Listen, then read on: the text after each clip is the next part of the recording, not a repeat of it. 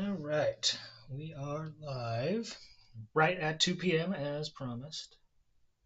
And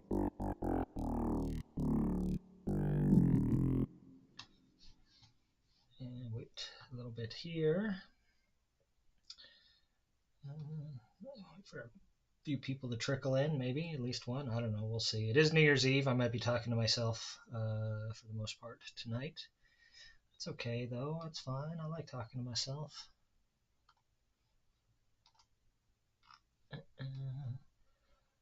Someone pointed out to me on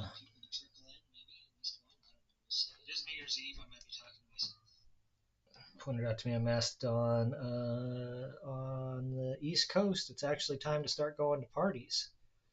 So, depending on where you are, I guess it could already be 2025. Where I am, this will definitely be my last stream of 2024.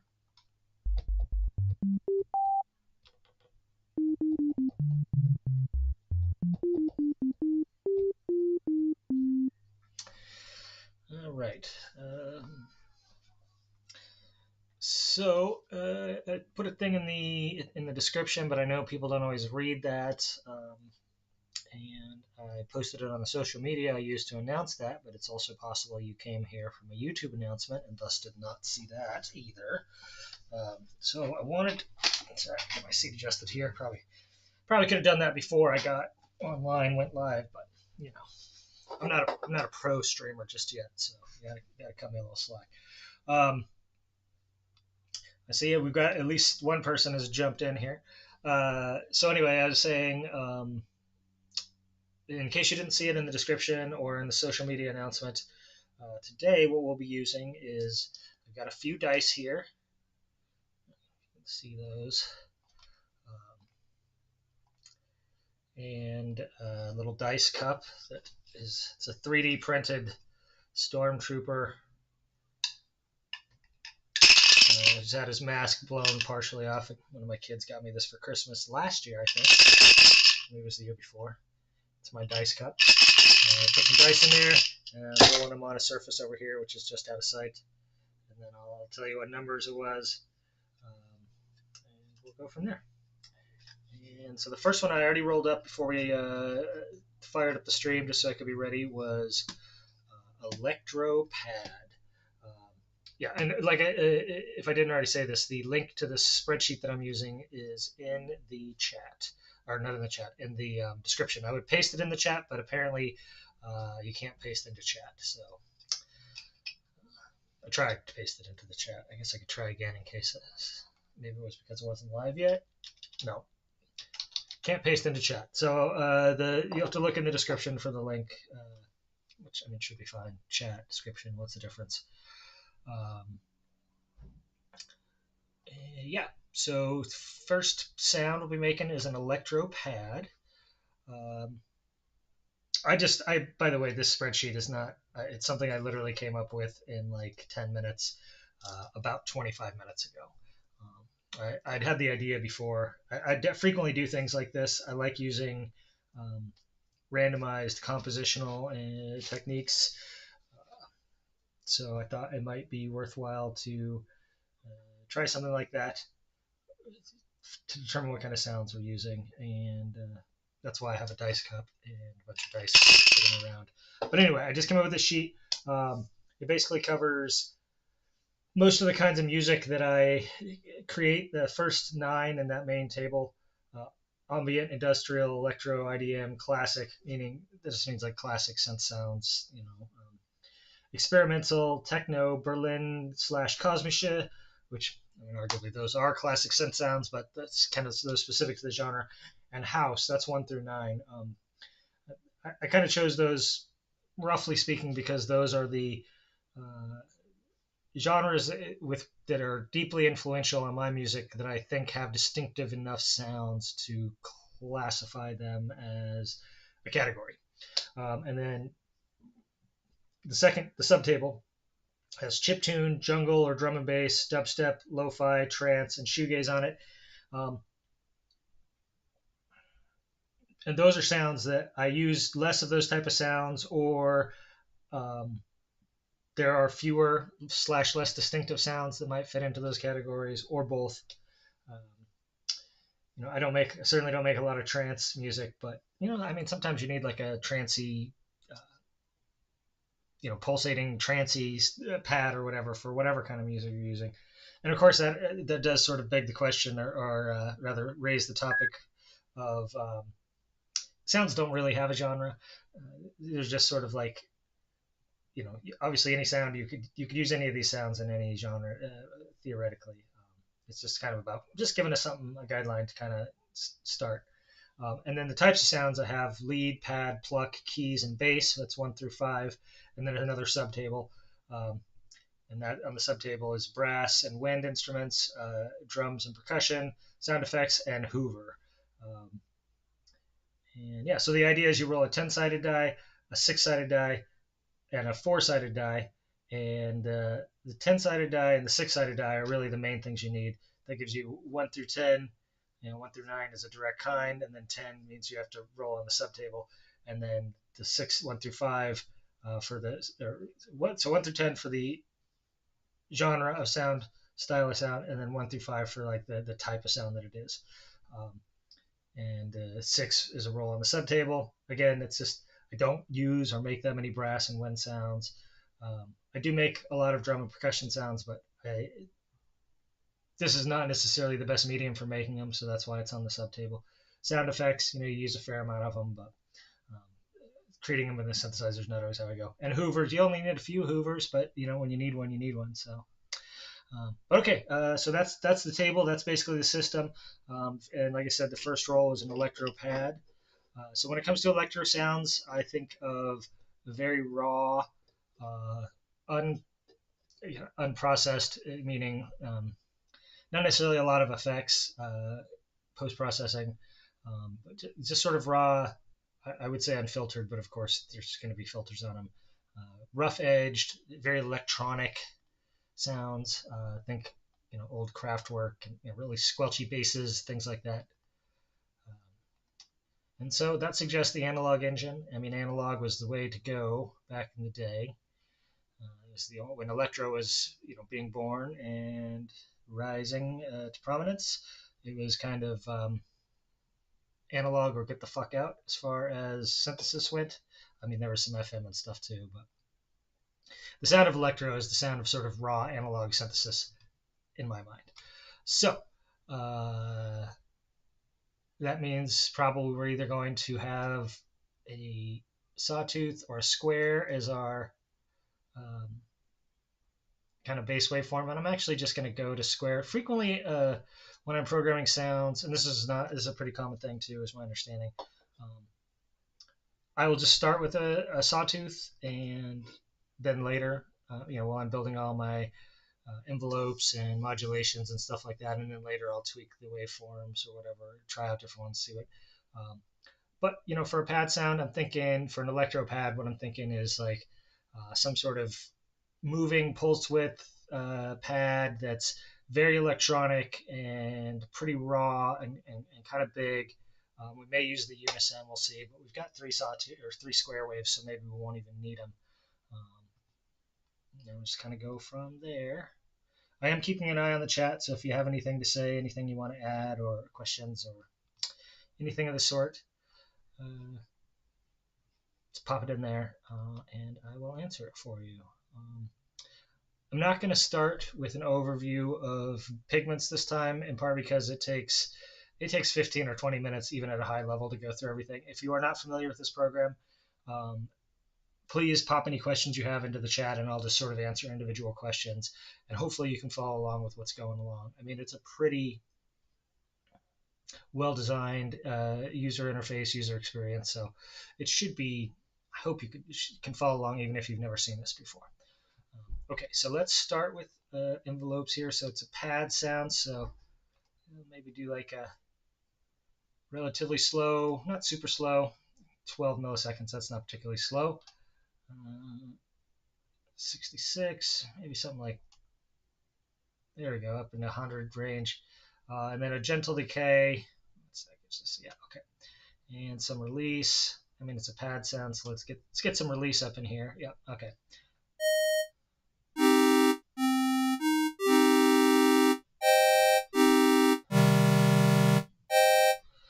All right, and that's actually just one square wave that you're hearing right now.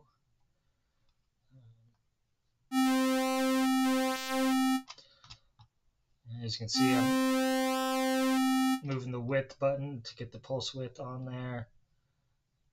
Get the pulse width modulated, and we'll attach that to an LFO here in just a minute. But maybe even still a slightly slower attack. There we go.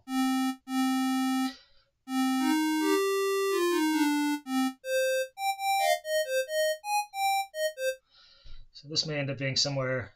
I mean, square waves too always make me think it's chiptune, but it's the square wave is literally the most simple wave to make in analog because it's just a thing, a little circuit turning on and off very rapidly, and so that's why a lot of times sub oscillators, if you have like an analog synth and it's got a sub oscillator and it's always a square, that's why, is because you can add like a comparator circuit basically to your existing oscillator design and just make a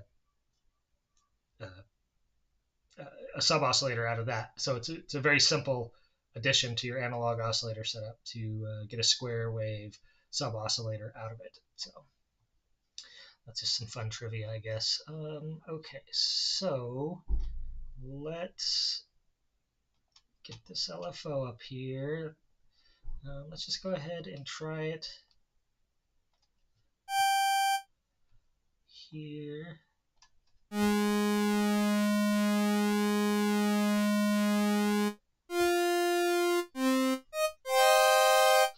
So as you can see, it's already getting into some movement there. Interesting movement. Okay, takes it all the way down to that. And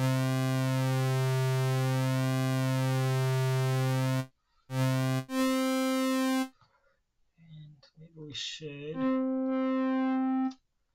it might be fun for Electro. Let's use a mini Moog filter.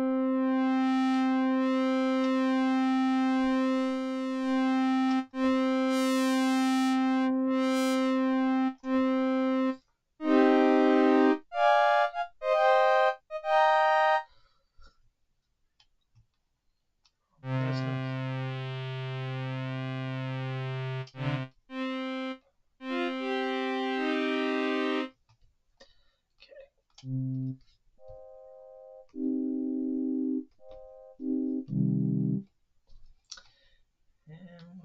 put this envelope on here. Let's see.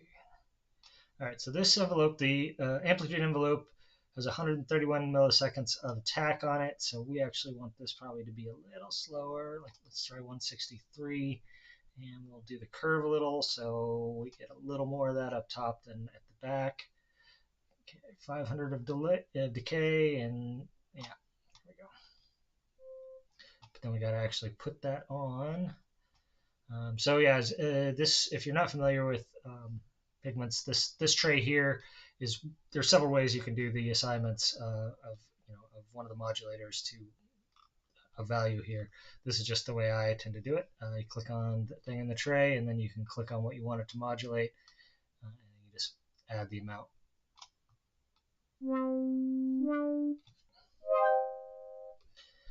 Okay, maybe some sustain on there. We want it to drop some, but not quite all the way to 0. A little less still.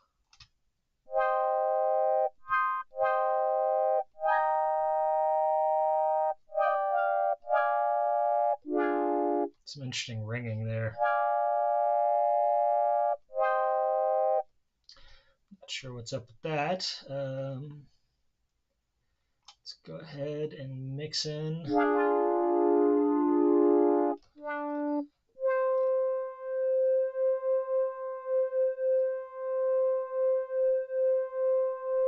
Get those detuned a little bit. Let's see, get the second LFO going at a different rate. Let's just get it a little, actually let's get it a little slower. And this way we'll have multiple different, let's just make this one unipolar too. We get different PWMs on each of these.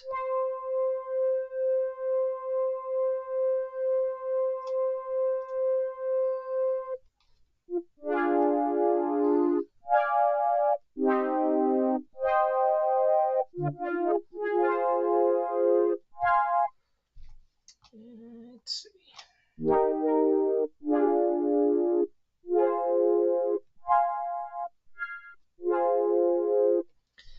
Some keyboard tracking on. Oops, that's not what we want. That is not what we want. I just want to turn that up actually. Maybe to 50%.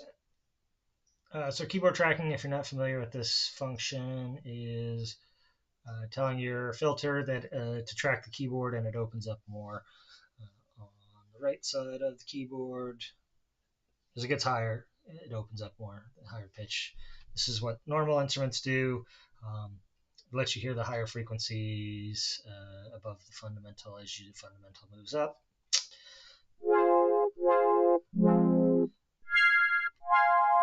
It's one of those kind of subtle synth effects that is actually super important in terms of making your sounds kind of have a naturalistic, or I hate to say realistic, especially when you're talking about electro, naturalistic sort of flow. Okay, so we're going to do have some fun with this one and put two different LFOs on it, so it will also have like a different, you can see it's just going to be doing something different than all these other.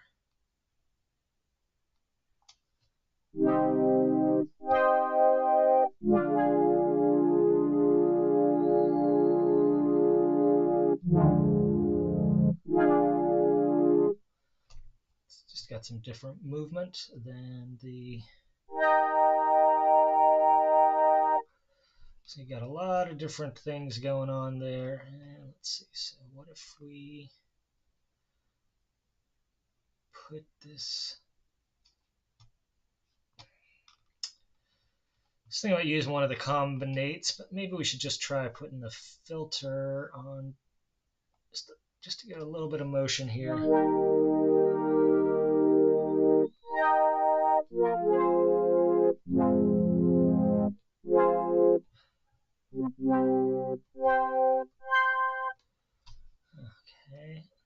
I'm going to try some unison.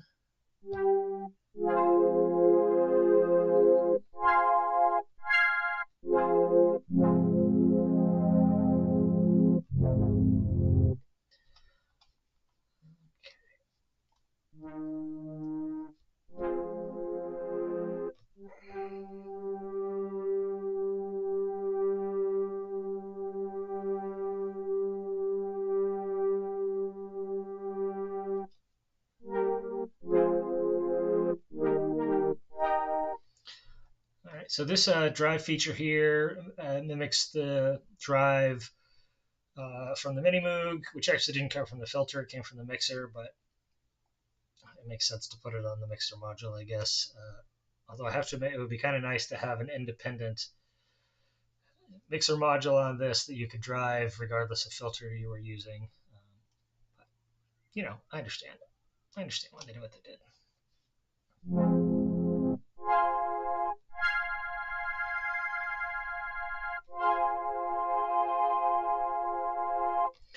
All right, so I think we're getting there.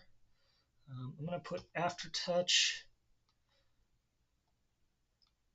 to open the filter a little bit.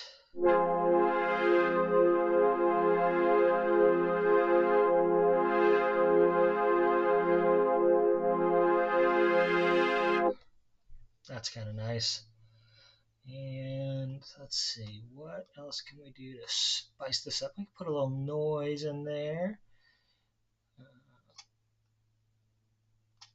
Maybe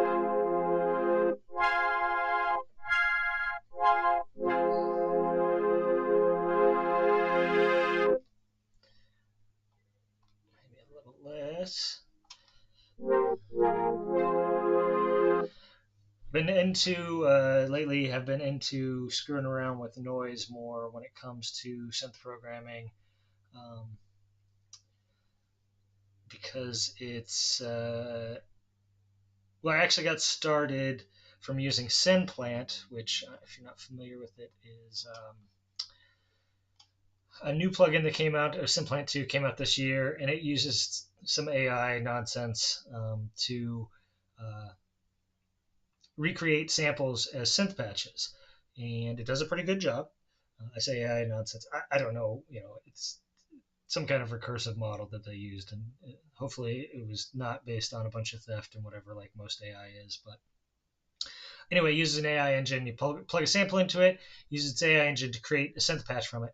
And what I found from playing with that for a couple of weeks, I didn't buy it, but not because it wasn't cool as hell. I just knew I didn't really need to spend money on something like that right now. But it is on my things of, like, if I ever have money, I would consider buying.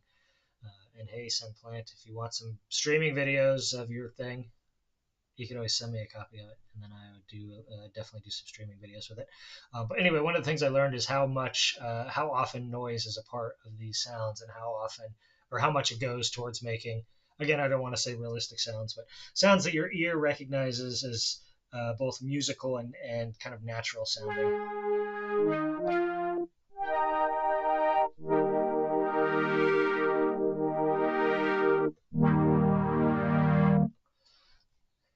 I wonder if I should also.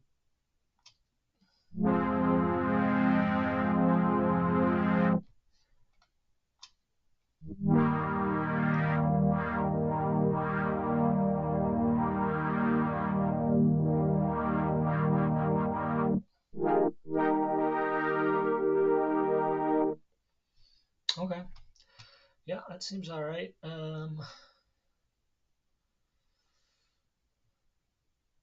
So I also put a little boost on the resonance. Maybe that's too much.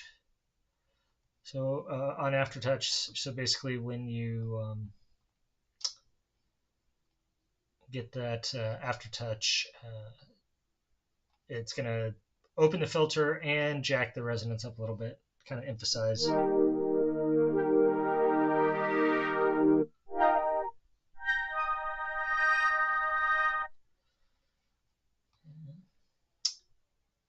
It's got a little drift.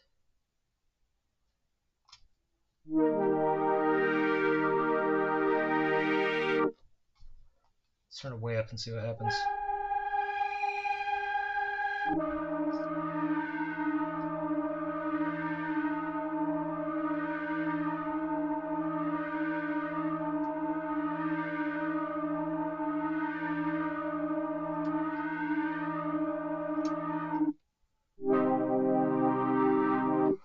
Seems all right. That gives a little bit without being too obnoxious. The other thing I'm going to do here is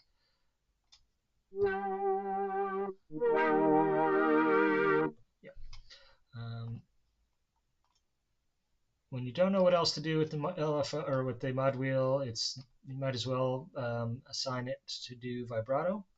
And Pigments always sets up the third LFO, defaults to essentially the vibrato setting. It's just under 5 hertz, free running, bipolar. You stick that on your fine, and oh, that's not what I wanted to do. Oh yeah, no, that is what I wanted to do, right. Stick that on your fine, into one fine, like a reasonable vibrato amount.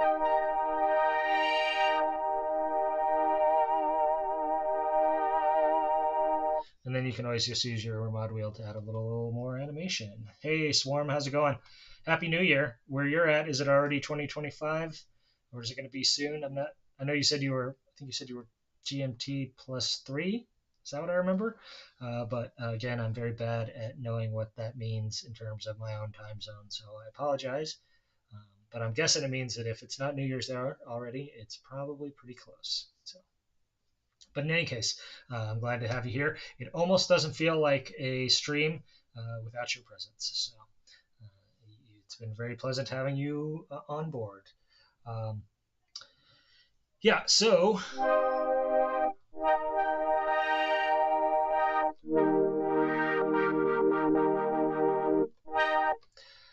I think that is synth-wise pretty decent for an Electro Pad. Oh, it doesn't really need much amp mod on velocity, but we'll give it like a little bit, so just to give it a little dynamicism.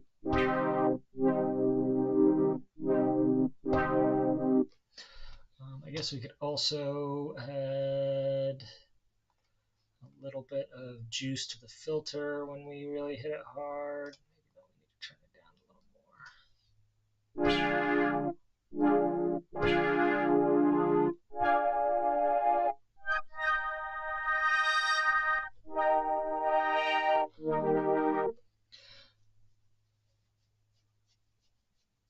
All right, an hour and a half into the new year. So is everything better in 2025? Sorry, that's a really dumb joke. But,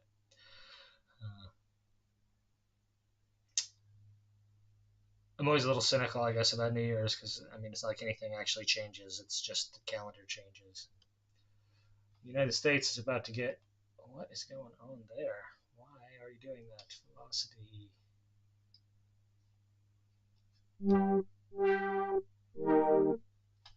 Why is this flashing like that?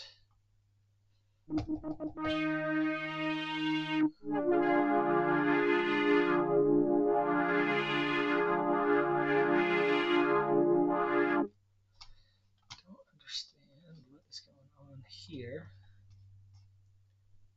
Oh, no.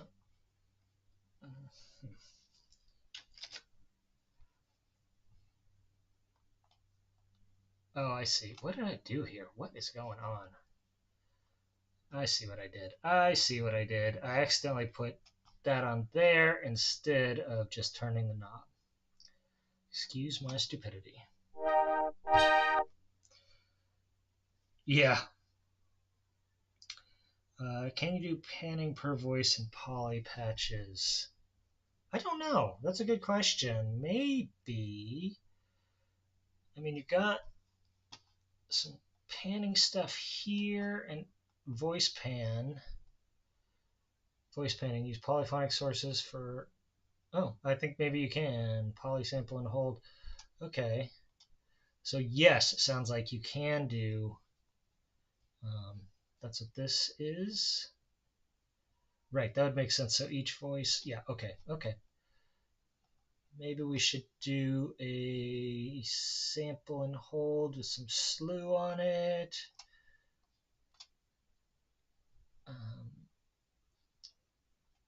Set to poly keyboard, right? Yeah, so we get a different, okay, good. So random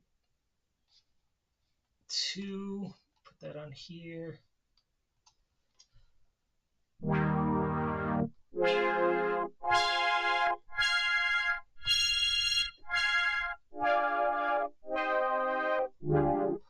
Maybe even make it a little more extreme.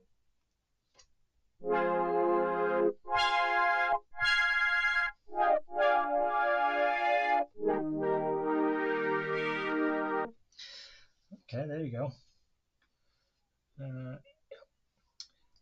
So, Swarm, you mentioned that you are very much neurodivergent, and so holidays are just days for you. I didn't really actually know that was a neurodivergent thing, although I am also very neurodivergent too, diagnosed ADHD and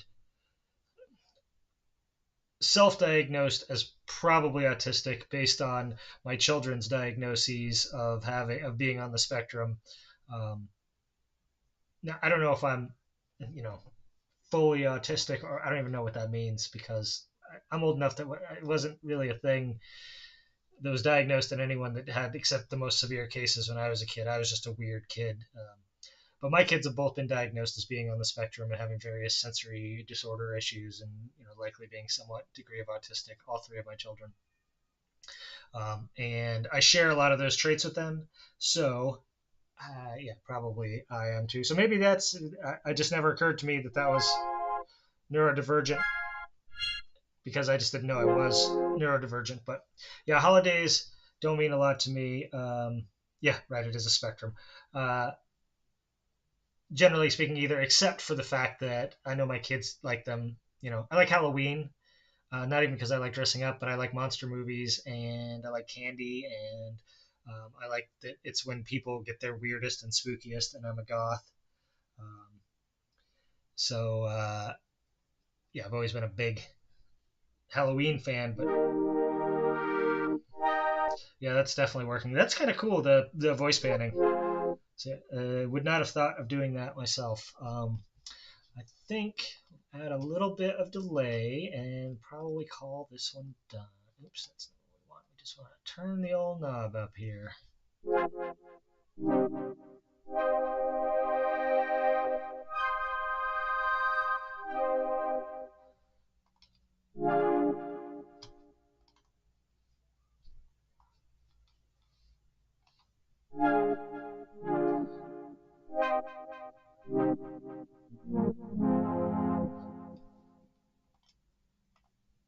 It's kind of a thing with like a really short delay. Turn this ping pong off.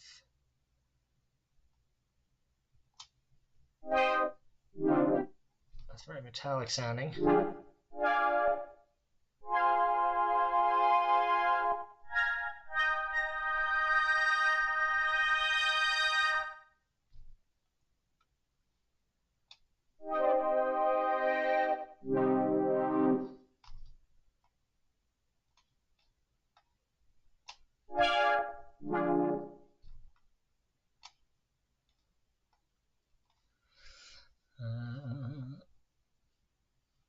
Yeah. So, right. I suspect that my childhood probably would have been less traumatic, is really the word for it, had I been aware of what the deal was. And if my parents had been a little more aware. My parents are great. I don't mean to talk shit about them. Mom, if you're watching, this is certainly not any kind of personal attack. But, they just didn't know, like, how to deal with a weird kid like me. And my dad is also almost certainly autistic, actually. Um, but again, like, he's was born in 1947, so they certainly did not fucking have any. They weren't diagnosing people like that at that point. And he may also have some PTSD issues as well. It's hard to say. He spent a couple of years in Vietnam, and definitely did not do him many favors. But yeah. Uh, anyway, yeah, childhood probably would have been easier if I would have known what's going on. But my parents are good people. If they would have known that about this stuff, they probably would have been, you know, gone out of their way to make things easier for me than they were otherwise. They just thought I was a weird kid, and I was a weird kid, and that it's sort of like, well, you just got to help them get through that stuff, whatever. So.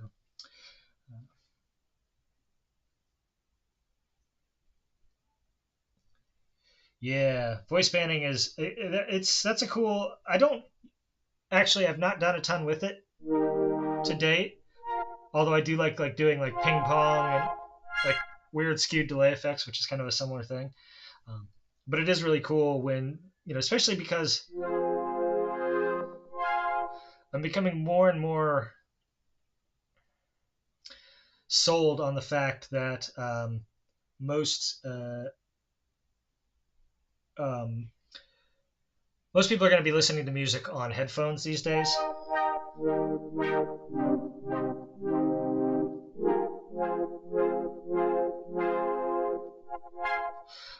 And so subtle panning effects can be very effective when everyone's listening on headphones. So, um, yeah, what you were saying about believing both of your granddads were autistic, retroactively knowing them about their lives now. Yeah, I didn't know my dad's dad, so it's hard to say there. I don't think my mom's dad was, but it's possible. I mean, But yeah, my dad, just based on what I know about it now, is almost certainly autistic to some degree. Again, um, but it is interesting. Having a little bit of knowledge about this stuff makes it a lot easier to deal with. It's pretty impressive actually how. Um, yeah, right. People are. That's just it. Is there's no longer you no longer have people buying and setting up stereo speakers, big high end stereo speakers. They're either listening on a little crappy Bluetooth speaker of something, from across the room, their Alexa or whatever, which even if it is technically stereo or like a JVC, one of those JVC capsule things or whatever, and even if those are stereo, there's not enough separation between the speakers to give any real stereo effect, so everything kind of collapses to mono. Um, or it's on headphones and it's fully stereoized and there's just no in between anymore. It's an interesting world. When I grew up, it was still like people were like, "Gotta have a good stereo," and only nerds, audiophiles, paid a lot of attention to stereo separation. But even like, your average dorm room Goomba would be like, you wanted to get their speakers 6 feet apart so they could get a little, find a spot in between them. Um, yeah.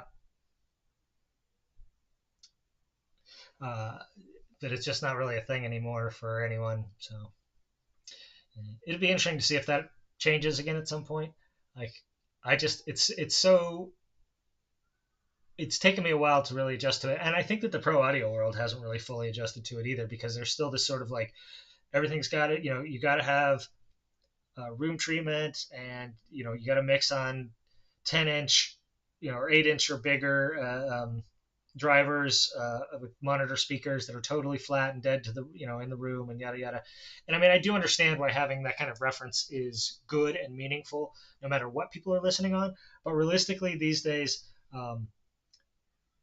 if you mixed on earbuds, like either the default Apple or default Google earbuds, um, like even mixing literally directly on them is probably going to cover the majority of your audience. Like if you get a mix that sounds good on both Google's and Apple's earbuds, you've probably got like, and maybe if you really want to go crazy, you throw in some Beats. I wouldn't actually ever mix on Beats headphones, obviously for a variety of reasons. But as your, one of your places to check your sample, your reference mix, or your final mix on a pair of Beats or whatever, like if you've got those three bases covered, you've probably got 85 to 90% of your potential audience. Like if it sounds good on one of those three or all of those three, it's going to sound good to your audience.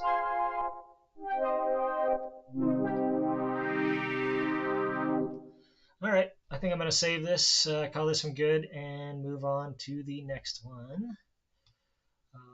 So author is me.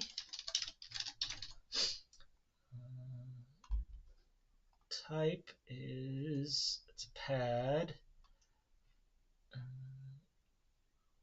We'll call it classic synth pad. Let's just call it Electro Pad. Okay.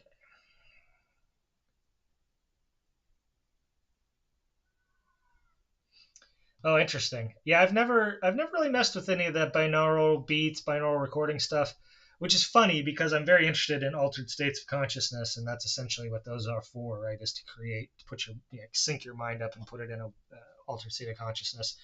Um, I think I just, much like the ASMR thing, I don't have the patience to like sit and listen to it long enough for it to take effect. So it is interesting to me though.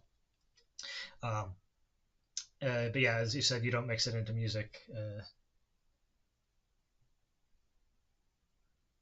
Certain Australian headphone enjoyer. I'm not sure. That must be some YouTube personality that I'm not familiar with. But if you want to recommend them to me, I'm willing to check them out.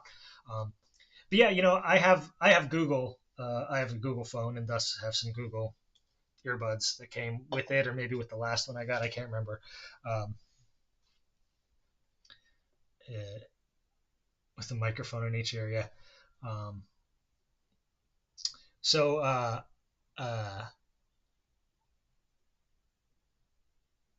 and I've checked like all my mixes on them and listened to a bunch of professionally recorded older music or whatever, and have found them to be surprisingly adequate. I mean, they're not remarkable. You're never going to get blown away by them, but they definitely get the job done. Dank pause. Okay, cool. Oh yeah, I might check it out. Like I'm always interested in headphones. Like I have two Pro pair. I've got these Sony NDR V502s or whatever, which are like the standard studio headphones. And then I've got some Sennheiser DT990s, I think is what they are, that I use for more extended stuff. All right. So this time, I don't know if you heard the rattling, but that was me rolling the dice. So we have 4, which is IDM, and then we rolled a 6 on the 6-sided die, which takes us to our subtable, and I went ahead and rolled a 4-sided die with it, and we got a 3 on that, so 1, 2, 3, so 3 sound effects. So IDM sound effects. Ooh, this will be fun. This will be fun. This should be like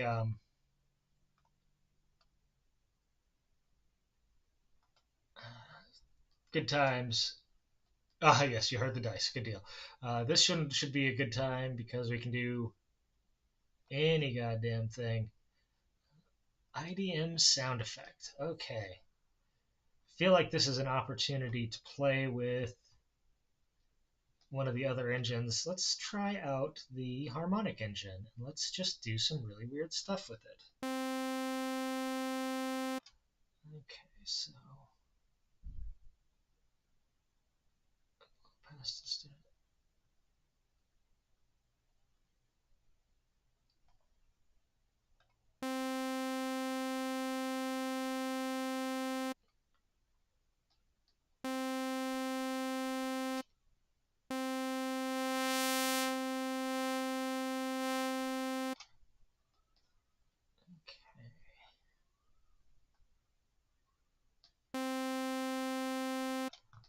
What is this doing?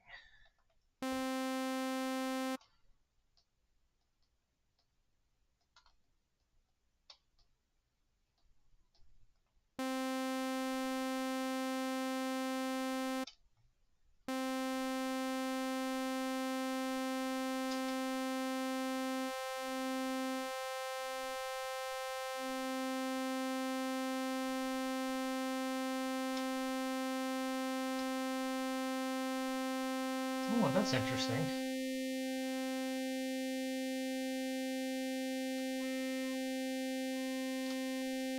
So this engine, I very much do not understand what the hell is going on with it. If I was smart, I would probably read the manual before I tried to dig into this. But I'm not smart.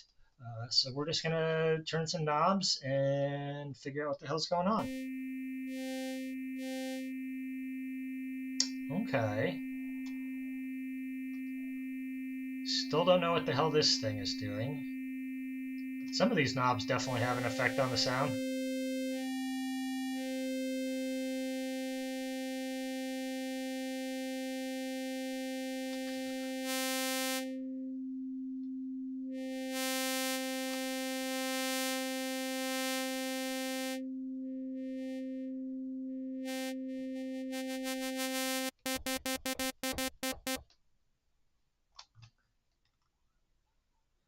Well, let's start by sticking some random on this tilt control, like a whole bunch of it.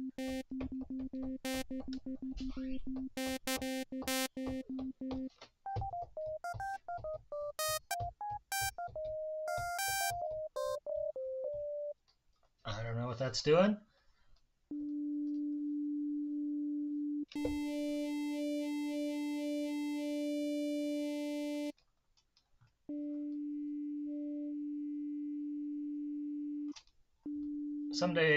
Someday, probably later tonight, actually, when I'm done streaming, I will get this manual out because now I'm really curious about what the hell this is all doing.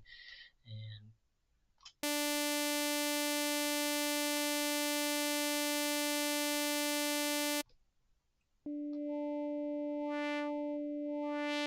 okay, well, that makes me want to stick an envelope on it.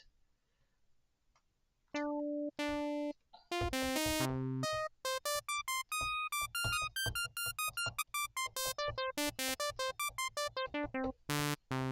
kind of neat.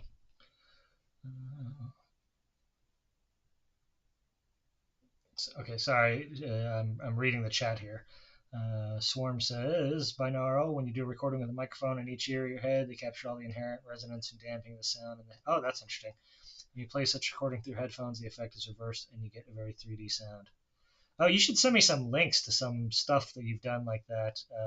If you, I'm curious. That sounds fascinating. Yeah, if you have any recordings of that you'd be willing to share, I promise you I won't do anything other than listen to them. It'd be cool if you wanted to send them to me, links to videos, even if they're private. If you don't want to, that's obviously totally fine too. You got me curious now.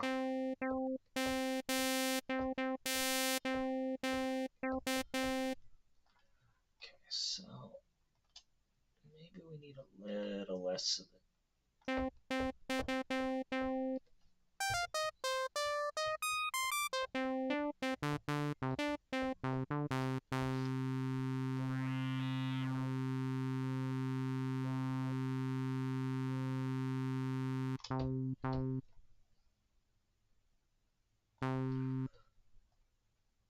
No, that's not.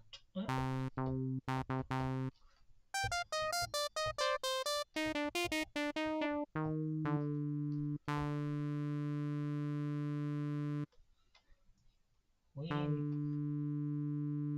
need to make this do something weird. Well, that's kind of weird. I like that.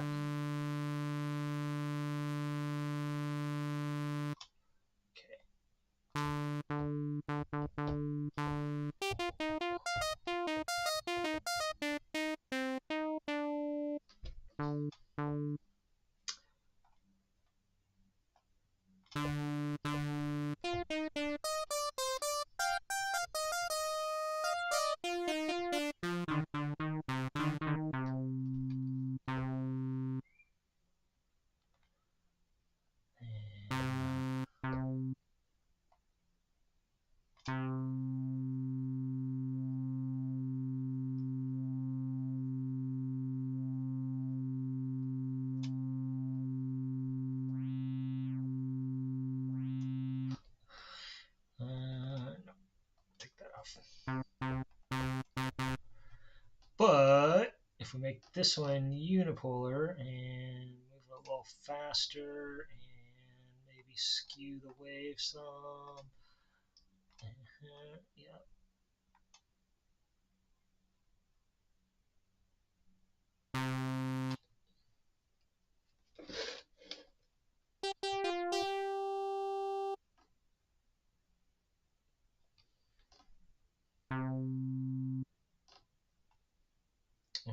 Oh, I see. That's interesting. So I've got the LFO of, ooh, what I've never done that before. This LFO is basically feeding back on itself and making a kind of a weird shape, honestly. Okay, so let's take this one off and let's just put the random on the symmetry, actually. So get a different shape each time we hit the key. And this is going to go, it's unipolar, it's going to go on this F. Nope, that's not what I want.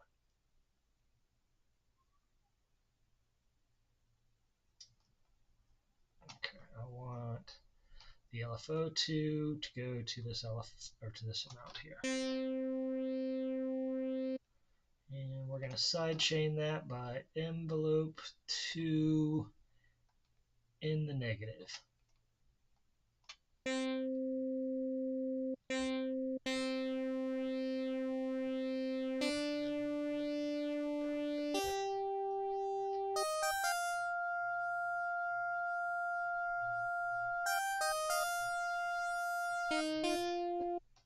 Okay.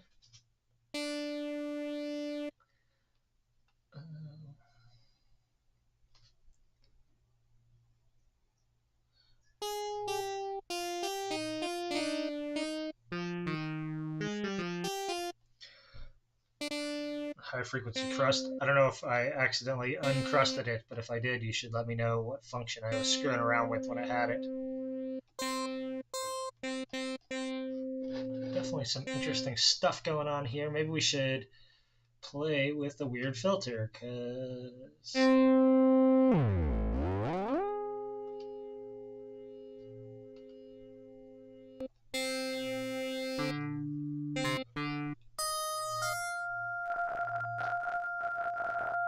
oh, that's kind of interesting.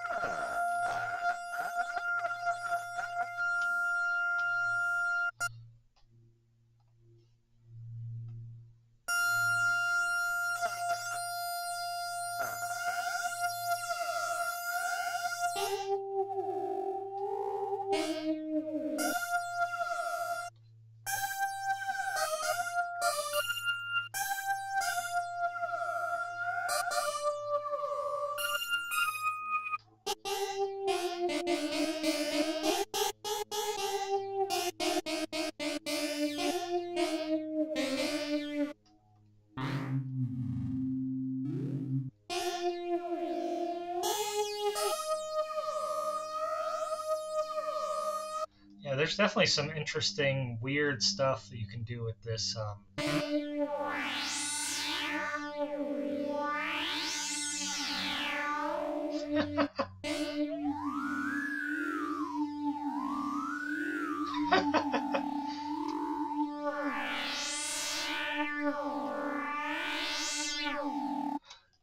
kind of like that. I'm not gonna lie.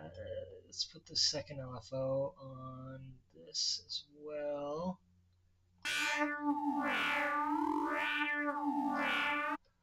But we're gonna sidechain that with aftertouch. So like there's just a tiny hint of it there.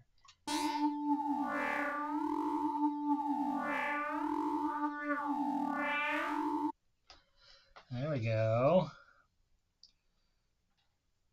Yeah, half of early OTEC are going through comb filters.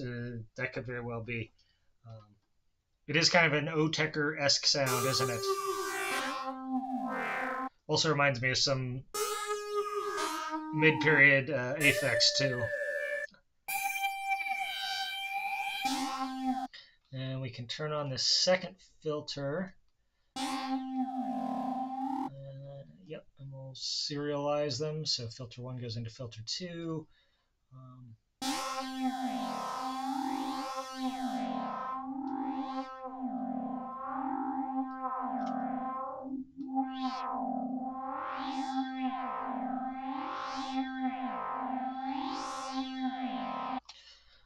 I think I'm actually also going to put LFO2 on that. I like that weird variable wave shape. Although actually maybe what I should do here is make it negative, yep. And just turn the filter up a little.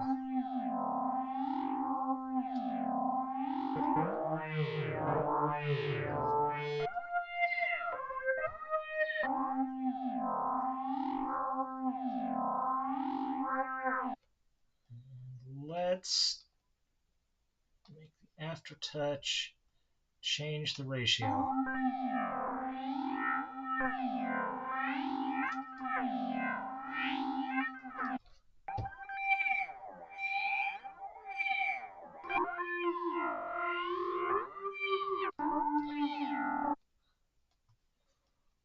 And you know what? Let's, oops, not that. Let's also put this on this to get some panning.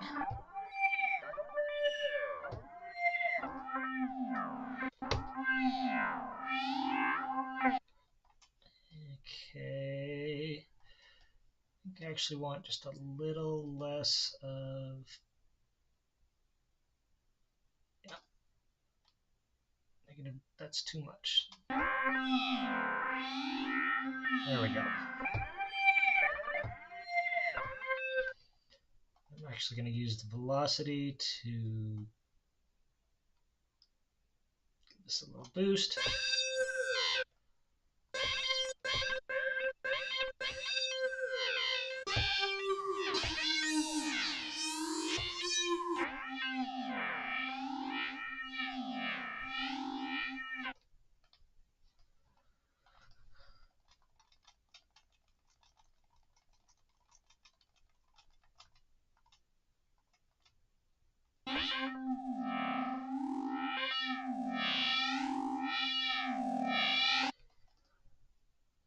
Now we've got this weird function generator that plays this function at a rate of twice a bar. What do we stick it on?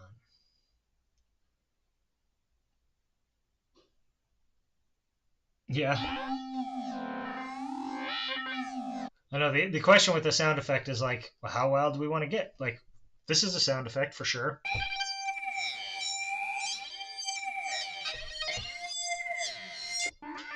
But we can certainly keep doing weird stuff with it.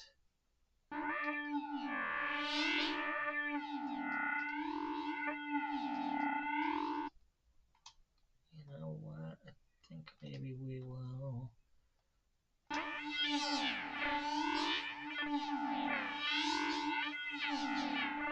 There we go.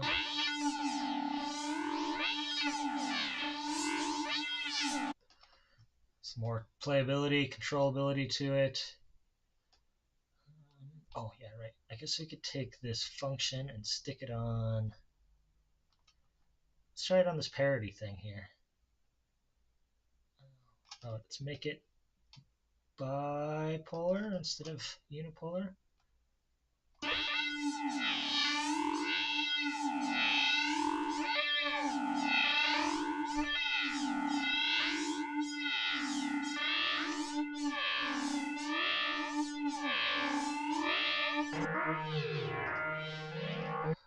Maybe make it faster.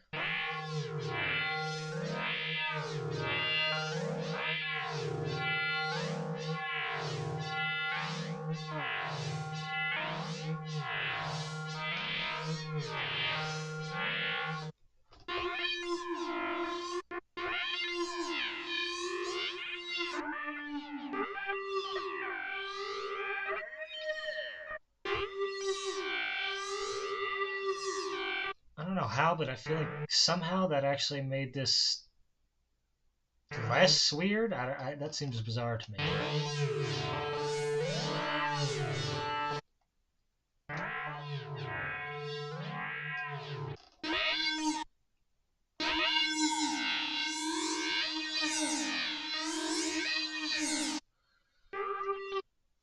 Let's leave it as it is now. All right. Yeah, I mean, I'm not opposed to that.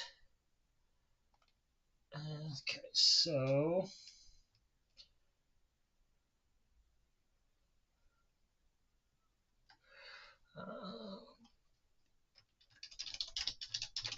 ether diver type, sound effect. We call this creative sound effects. How about we call it creative sound effects? And we decided it's IDM. It's atmospheric, bizarre. It's kind of harsh. Sure. Acoustic. It is. There's some FM in it. Stamp, synth, transient, tribute. Okay, whatever. Oh, we gotta save a name for it. Let's see.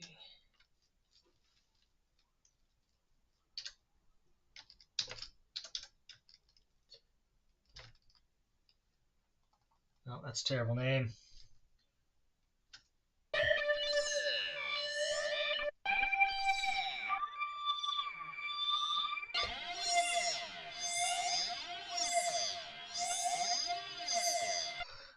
We need to make the filter a little less periodic so it's not just cycling back and forth, but do that after I name it.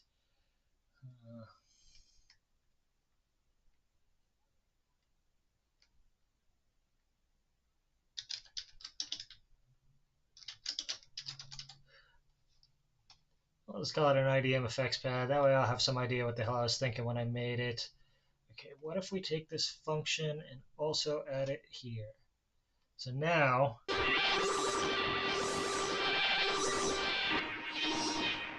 it kind of makes it real noisy is what it does.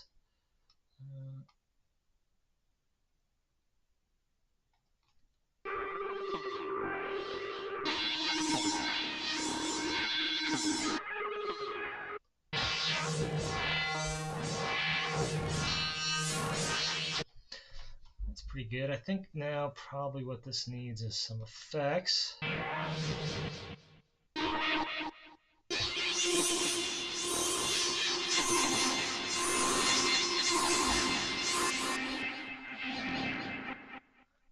Maybe that's still too noisy. There. Maybe you don't want this at all. Maybe we want it to function 1 to go to the LFO and LFO 1. Yeah, okay, so LFO 1. What if we use this function to go? Okay, so function 1, click on LFO 1 and stick it on the phase.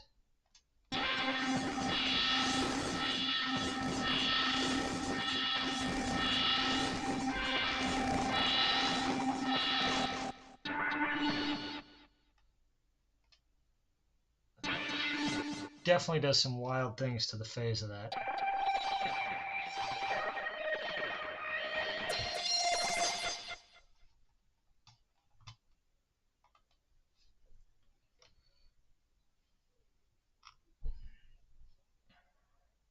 Oops, nope. That's definitely not what we wanted to do on that one. Okay, so we just wanted to get it in.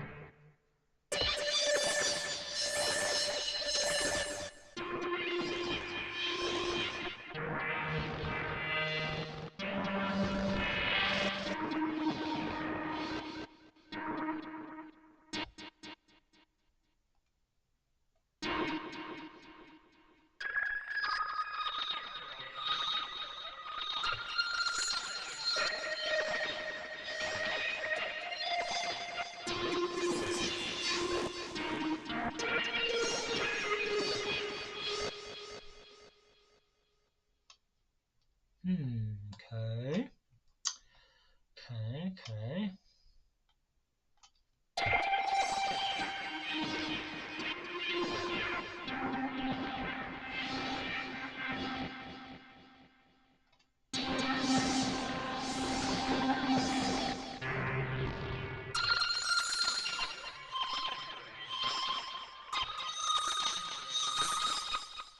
Yeah, that definitely sounds like bugs crawling out of your skin, which is that's an IDM thing. That's an IDM thing for sure.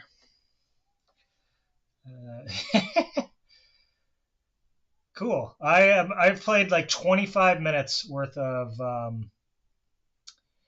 Half-Life 2, so I'm not familiar with that, but that it makes me happy to hear that.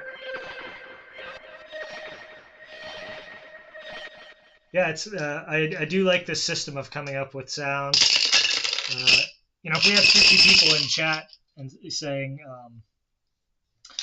making suggestions or whatever, it wouldn't be strictly necessary. But since we don't have that, it's kind of nice to be able to just come up with ideas this way. So go ahead and get our next one going here. Shake, shake. All right, so we got 0, which is a 10, 4. So in this case, instead of so 4 is a keys sound, and then we need to re-roll the 6 side to get subtable here. We're going to get chiptune, jungle, dubstep, lo-fi, trance, or shoegaze. Keys sound. So keys meaning just like a polyphonic sound that isn't necessarily a pad, might be kind of like a like an electric piano or piano type sound, something like that, or just anything that's meant to be played polyphonically, synthesizer wise. And for that, 6. Oh, okay. So shoegaze keys. So effects probably going to play a role here. Yeah, now that you mention it, I will probably check out the OST on YouTube later tonight and give it a listen. It sounds right up my alley, honestly. So, let's go new preset, synth engine, and we're playing some shoegaze keys. So, a key sound that might be used in shoegaze. This might get into pad territory because shoegaze is just kind of paddy in general, but yeah, let's use the wavetable engine for this. And I want to say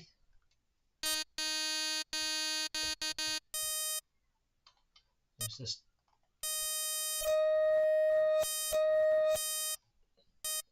And we could start with this guitar sound.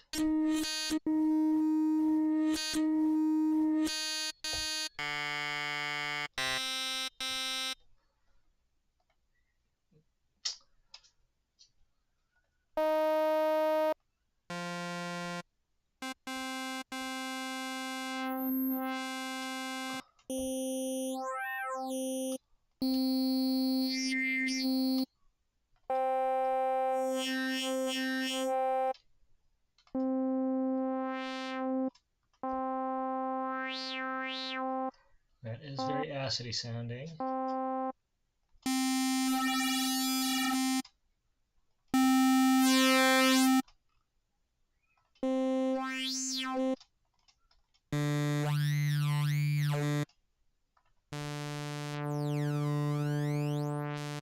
You know what? I like this. So let's look at the whole waveform here.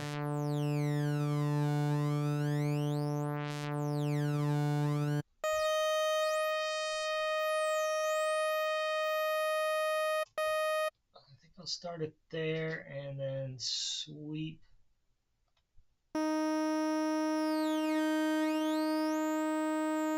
Sweep through it with the LFO. And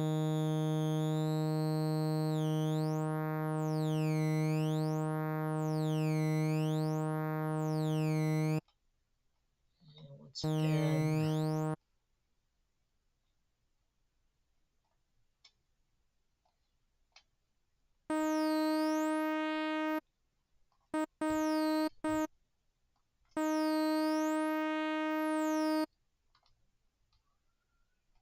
interesting.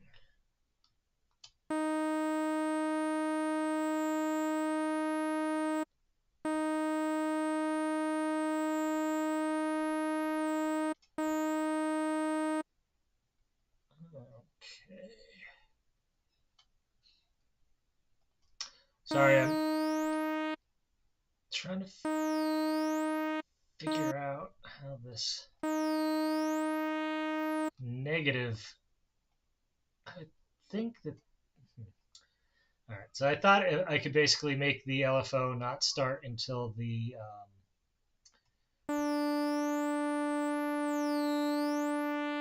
No, it's just doing how much. I was kind of hoping to make the LFO wait until I, the envelope was done doing its thing before it started, and I'm sure there's a way to delay the LFO so that it does that, but I don't know what it is.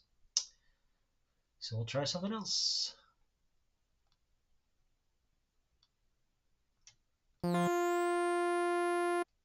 So this one definitely only runs the LFO.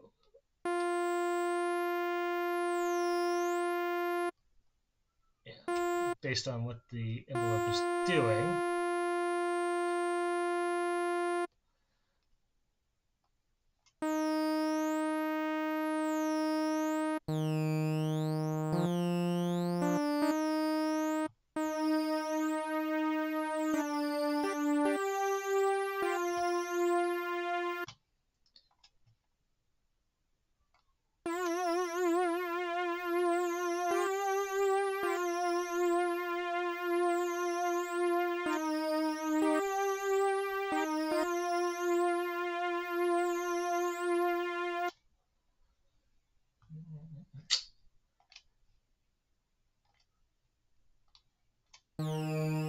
I feel like you gotta have vibrato if you're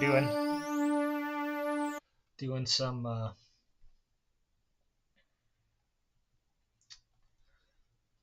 shoegaze stuff. So, and I'm also going to put some tremolo on it. Do that. Symmetry, there's the pulse width. And put this on the, put it on the volume here.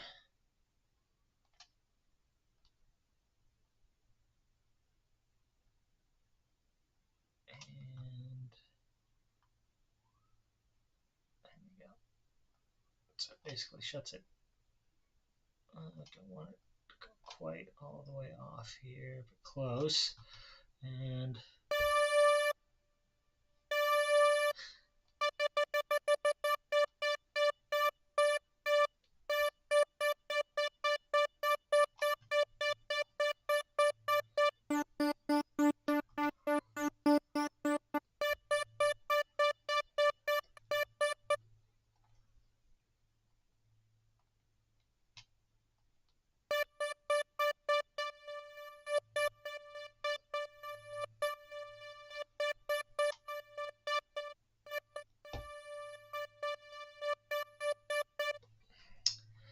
that's not quite what I had in mind. Do I want to go faster?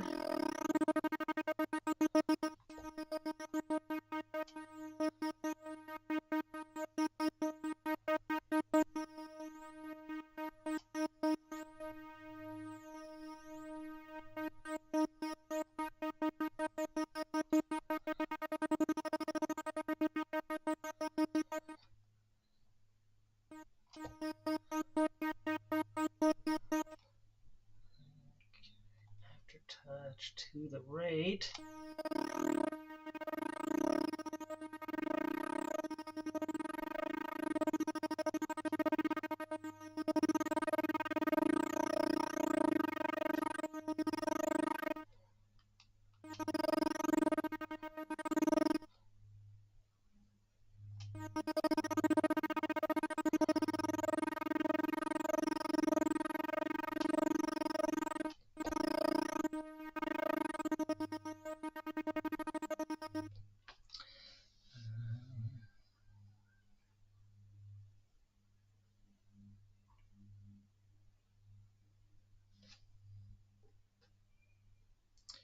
Yeah, I mean, for shoegaze, I'm definitely just, for me, that's just like, it's a vibe more than anything.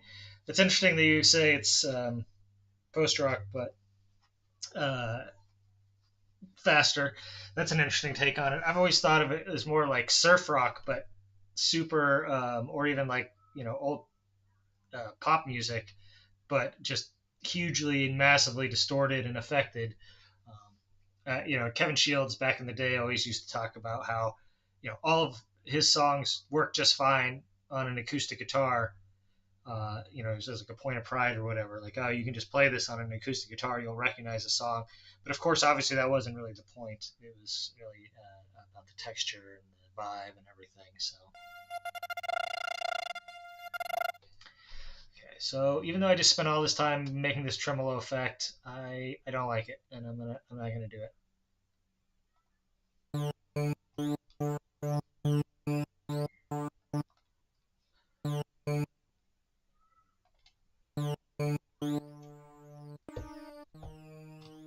Maybe just.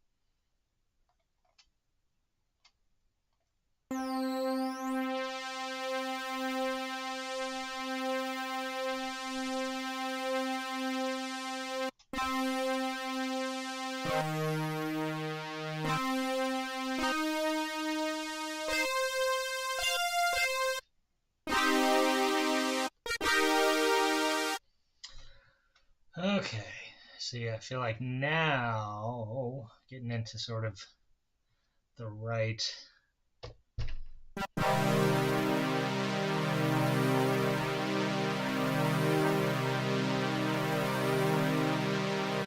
I turned off. Did I turn off the?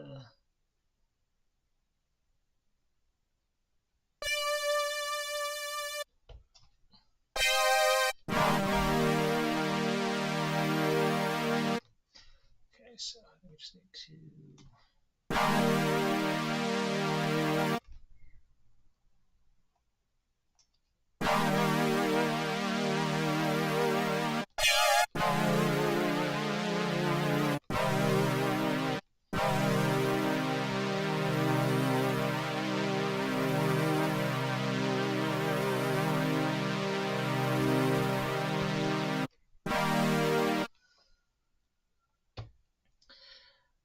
Okay. Put some release on this.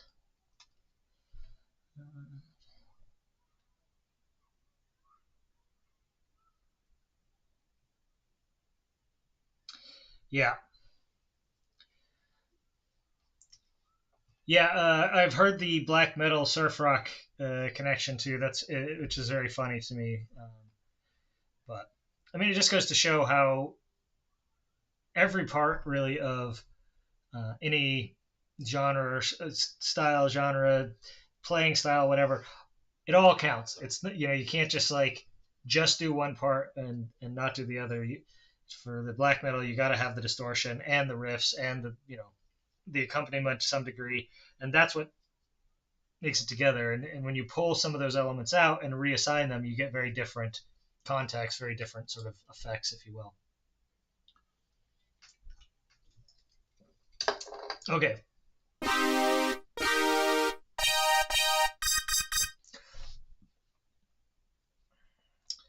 So, filter this a little.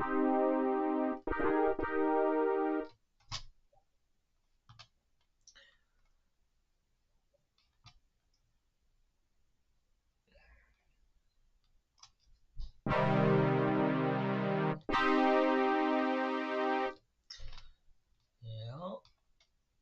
Get some. Maybe you can filter it a little bit more. Put the keyboard tracking up to 50. I don't know if we need to go all the way up.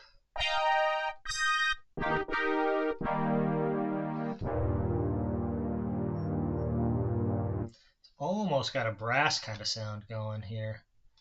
But once we wreck that with some distortion,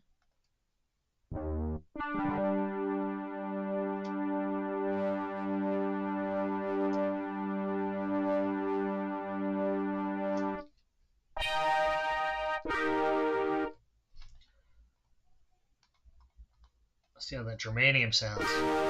Yeah, it's probably a little much.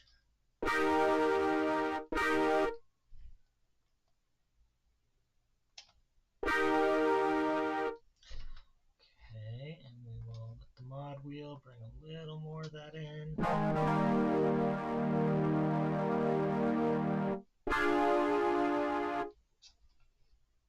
Oh, that is not what I wanted. Sorry, I meant aftertouch. Bring a little more of that in.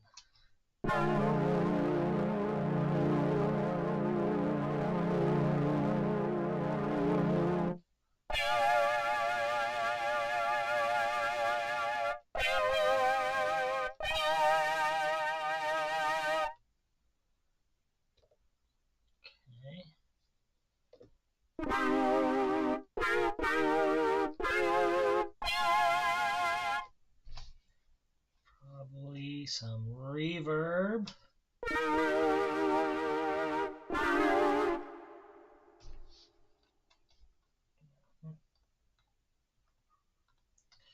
Room hall. Let's try the cathedral.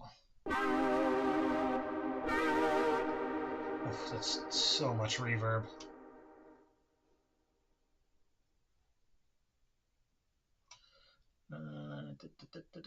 Good melody is a good melody. Yeah. Germanium drive is it? Does it? Yeah.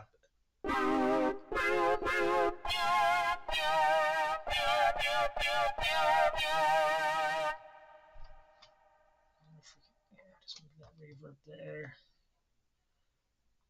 Probably need some chorus.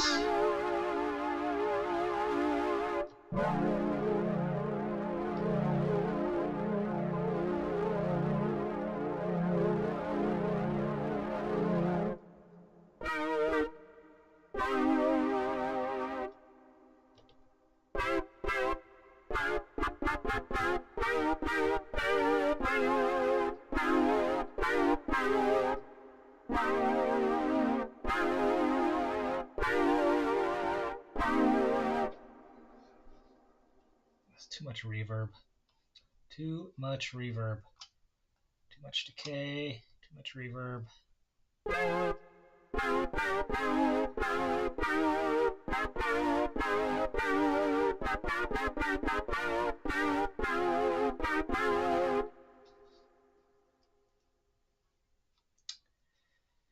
Yeah. Oh, there's a lo-fi setting? What?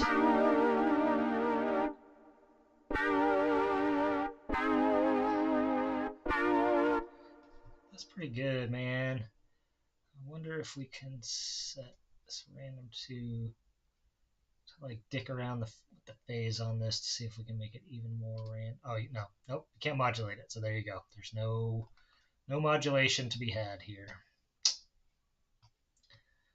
That's a shame, but what are you going to do? Yeah, none of these can be modulated. Well, I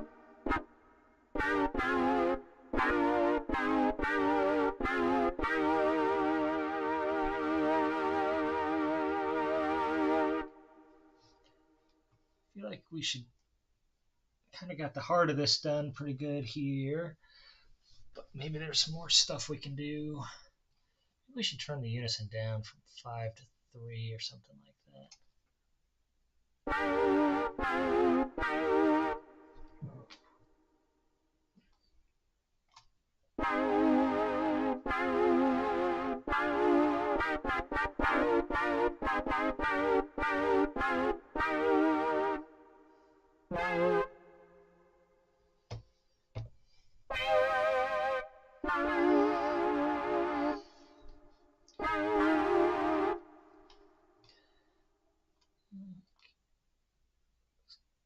Turn this down just a tiny bit. So.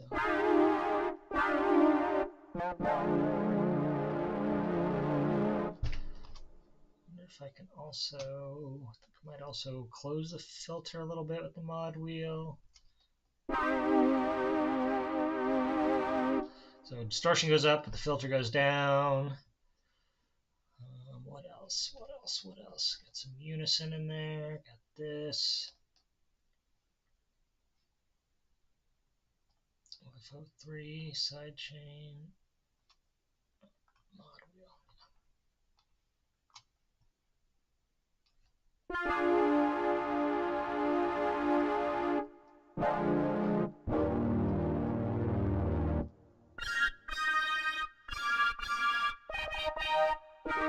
I think it's too bright.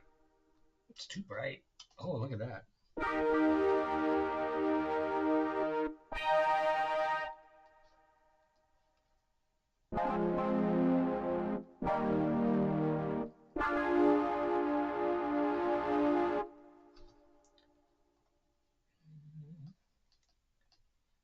Maybe I should do something like that too. What does that do?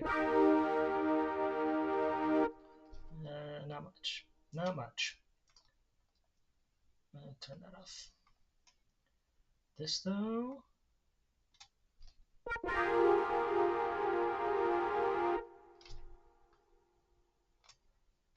Okay, so let's try the pseudo pulse width, which is a lot more.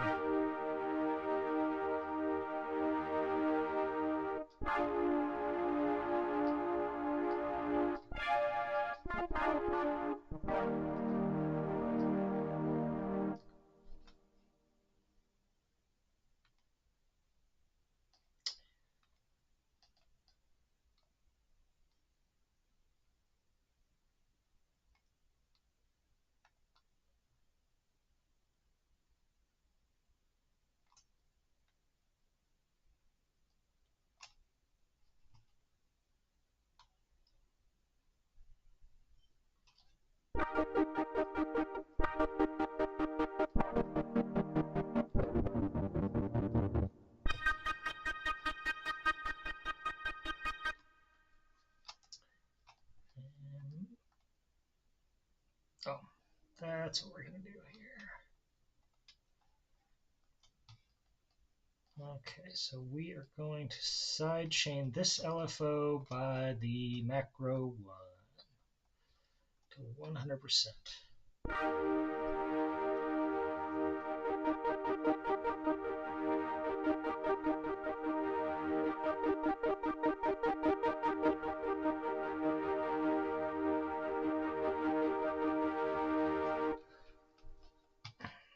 Take macro 2, and we're going to put that on.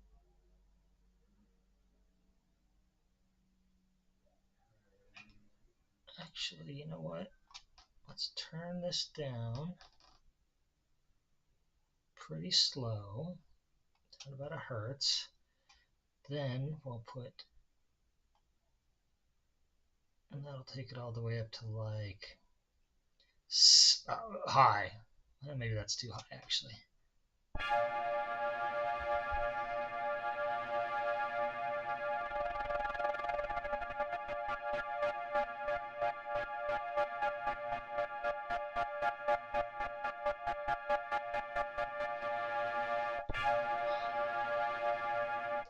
All right, so now trim depth. And there you go. So now you can get tremolo, depth, and speed on 2 different macros. Because I feel like even if you don't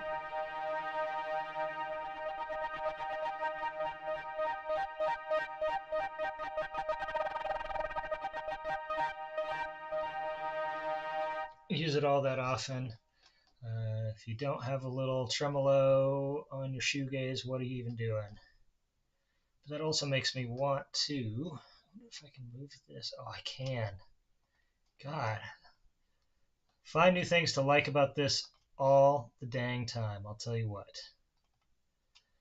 Put that on. What is this on? Just quarter notes. Good, good, good.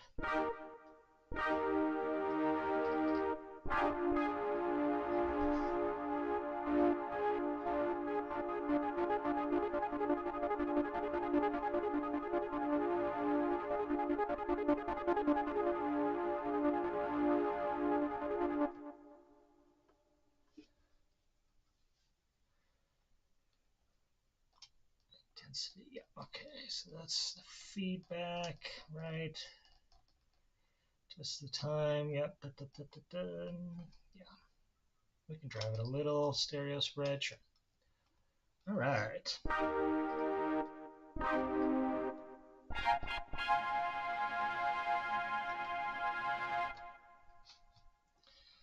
There we go. Yeah, the macros, I don't always use them. I've actually, and I think when you were probably in some of the things where I was talking about how we'll put FX kills on them, which is a habit I picked up actually with the Hydrosynth. I've kind of stopped doing that as much on here for the simple reason that no matter what screen you're playing this from, so right now we're on the FX screen, you can actually kill the effects with a single button push anyway. Just turn them off. And if you're on the play screen, you actually have the knobs right here on screen. Click them off individually or affect the wet dry individually. And so since usually it's just a matter of turning them on or off, it's or making some slight adjustments. I just don't generally feel like it's worth dedicating a macro knob to that all that often anymore. I still do it sometimes, but not as often as I used to.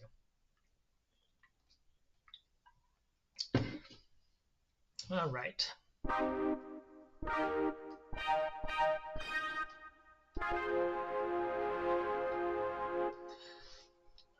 so what are we real quick?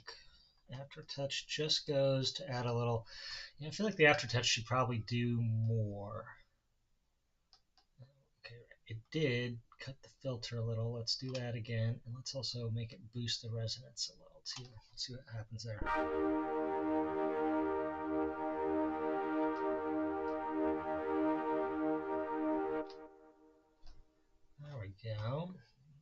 play that a little bit. And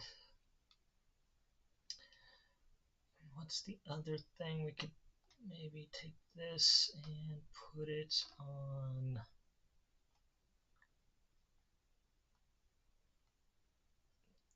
this, but then modulate it by aftertouch.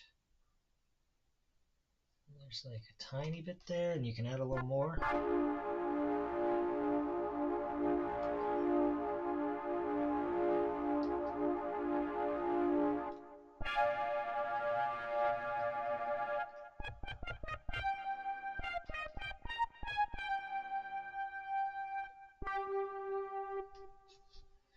Okay.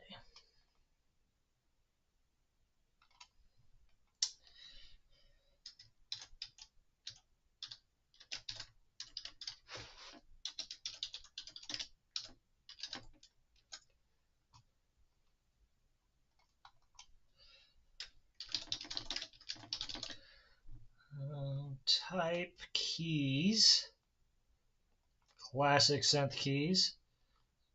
And I swear I put Shoegaze into this at one point, but I must have not. Question mark? Maybe I put it somewhere else. Shoegaze. There we go. Shoegaze. It's pretty punchy, and it's kind of warm, and it's dirty. It's distorted.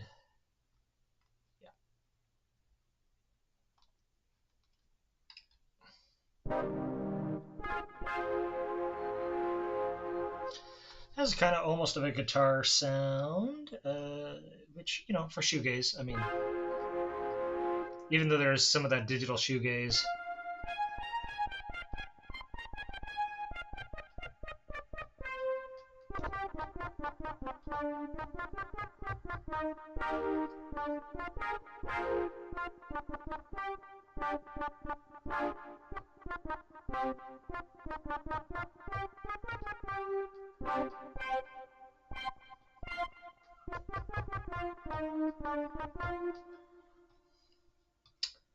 alrighty.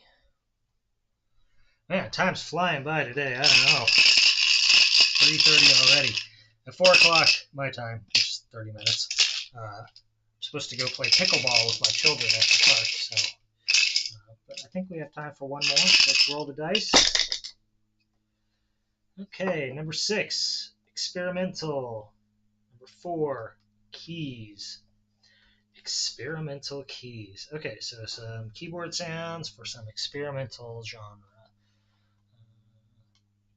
There's obviously a lot of overlap between these categories and whatnot. They could probably stand to be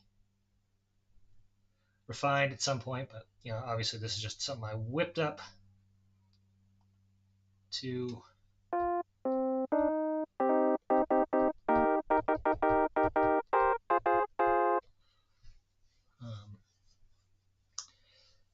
you know, just to guide the process a little bit. It's not supposed to be definitive or exhaustive or anything really. Just something to push us in a direction.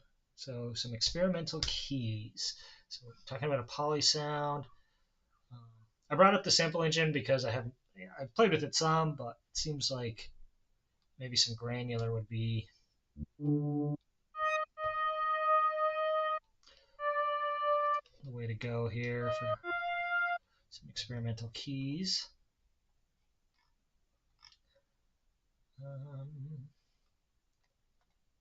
Some synth pads.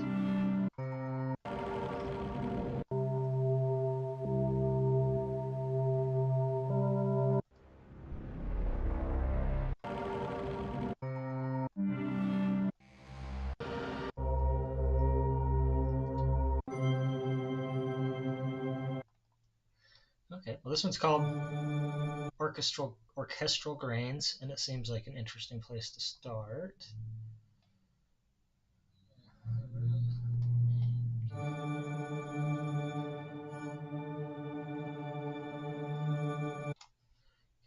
let's start with random sample and hold on start.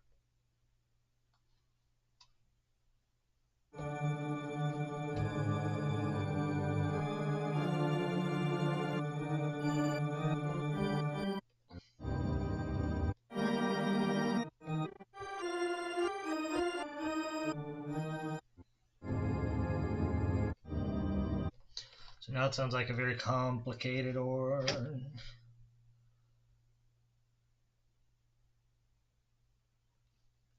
Thanks, Swarm. I appreciate that feedback.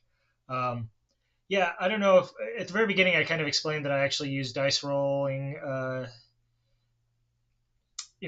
basically charts with things in them and dice rolls and a lot of different things, including composition of my music. So it's a very natural thing for me to do to create a table like this and use it to kind of guide things. So I'm glad that you appreciate the concept and that it's working out for you. Getting kind of dark in here, isn't it? I could flip a light on, but I think it's not going to matter because by the time it gets truly dark, I'm going to have to split anyway. So, okay. So I got the sample start, grain start set to random, and it's triggered poly keyboard. So each key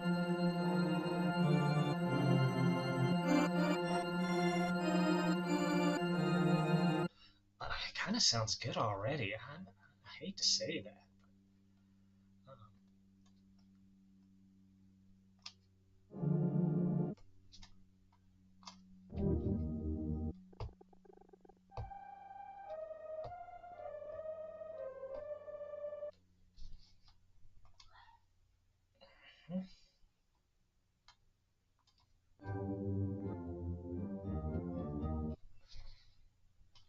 Okay.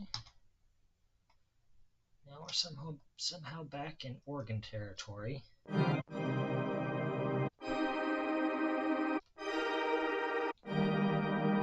Well, clearly the answer is to make it a lot frickin' weirder. So let's first of all go back and forth.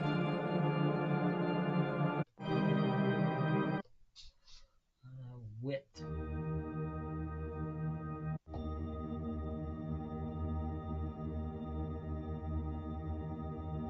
Oh, that's not what I want. What I wanted was density. Sure. So this will affect. So these are the randomizers for these things. So I think what you get basically is a different setting each time. Right. So higher, the more dense. Because density is here, and then.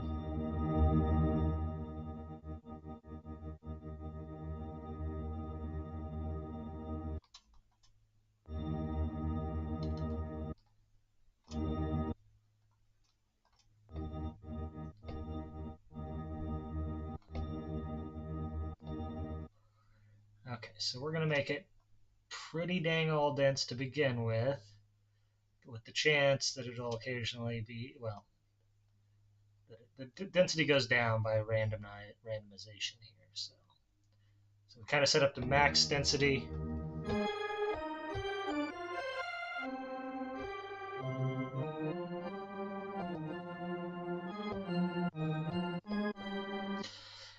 Still sounds very organy, which, I mean, it's not like the end of the world, but.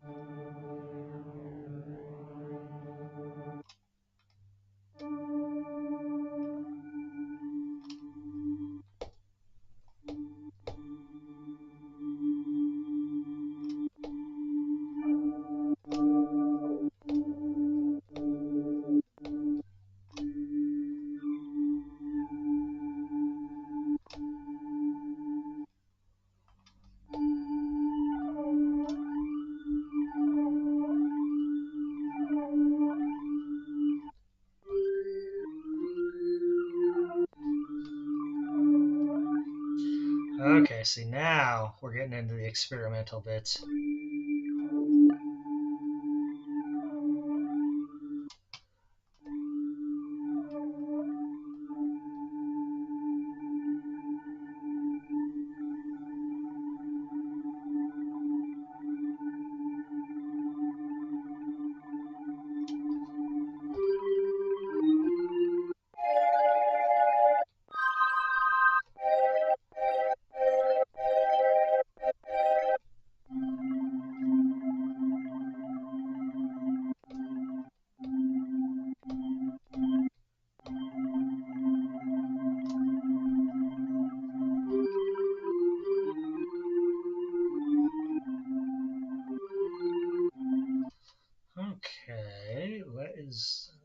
also, let's randomize this LFO speed.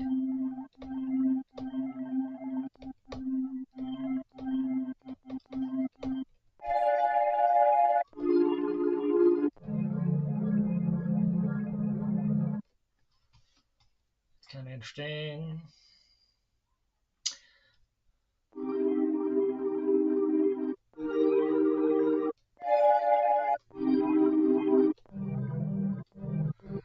There's a little click at the beginning, which I bet we can get rid of by just making a little less attacky envelope. Which, I mean, this is...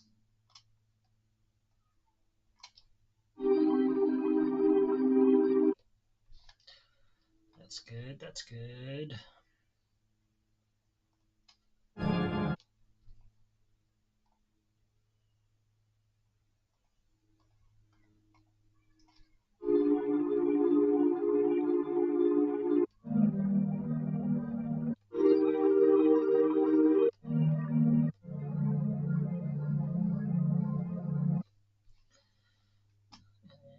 Maybe we should do the thing here where we have this LFO modulate itself a little bit. Like, what if it's tweaking its own symmetry?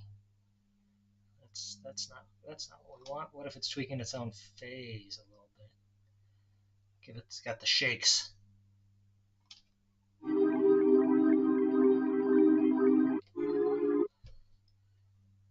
if we have the random going to the smooth?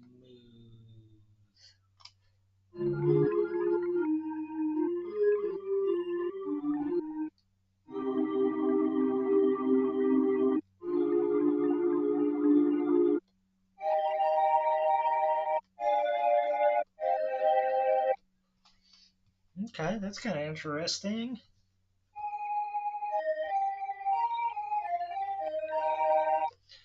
Okay, so I think I want to get LFO1. Yeah, okay. I want to sidechain that based on aftertouch.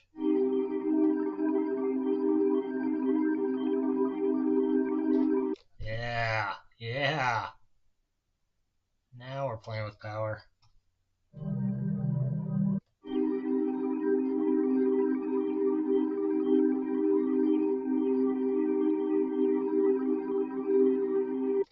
Okay. Good deal, good deal, good deal. Do I want to, yeah, okay, take this down just a little more.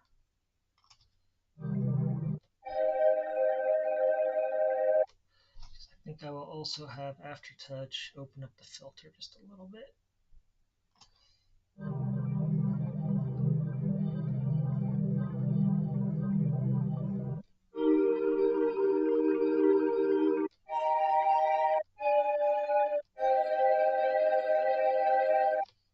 Okay.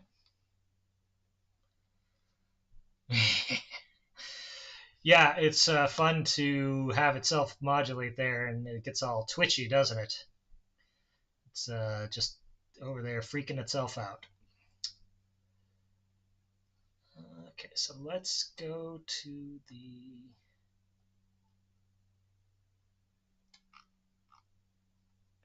Okay. Do I need to... no, I don't need to do any of that. Slot A... no, okay. Yep. Oh, yeah, right. We could modulate the size. What's LFO2 doing? Not much. Not much at all. Let's...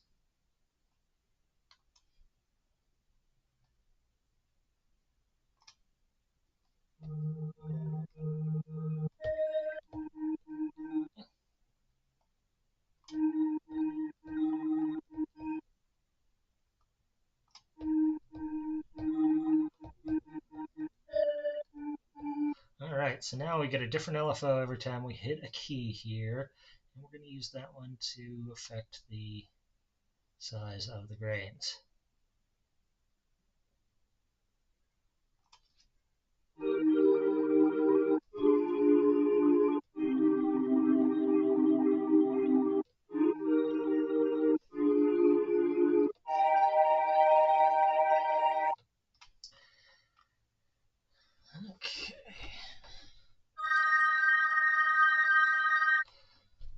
That's pretty obnoxious. Slap the amp mod on to 50% or so.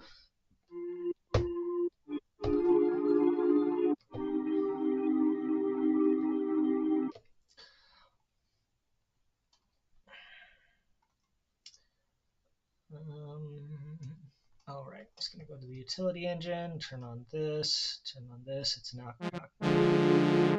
That's way too loud and too brassy.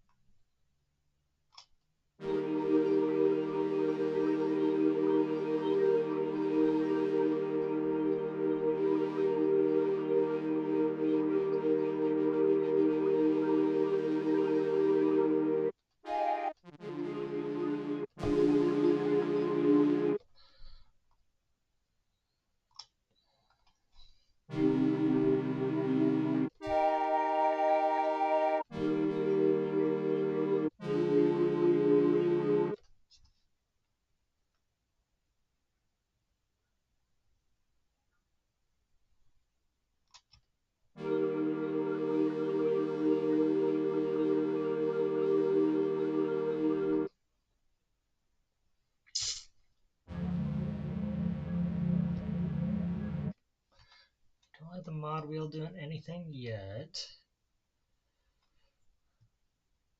I think we still need to turn this filter down some more.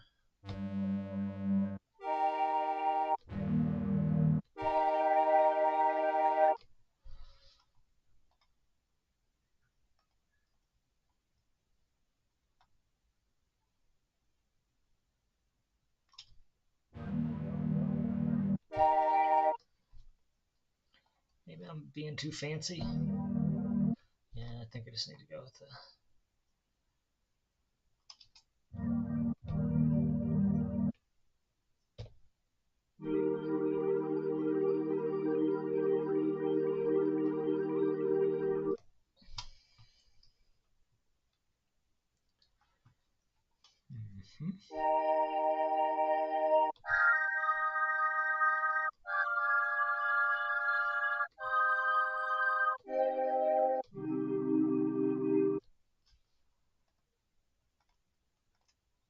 Okay, let's see about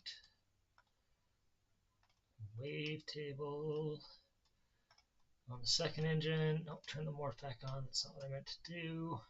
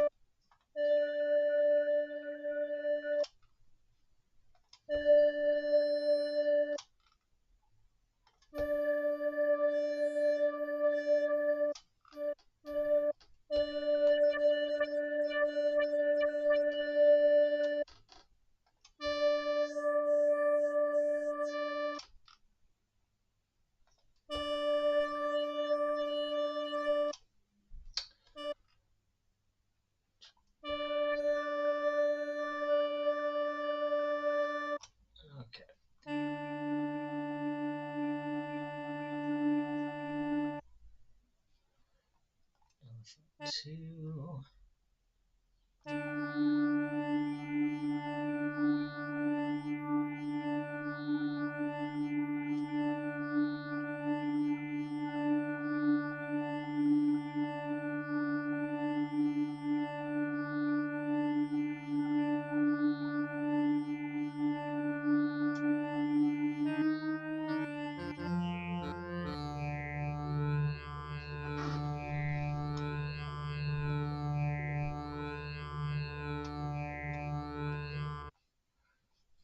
Okay, and I'll also add just the tiniest bit.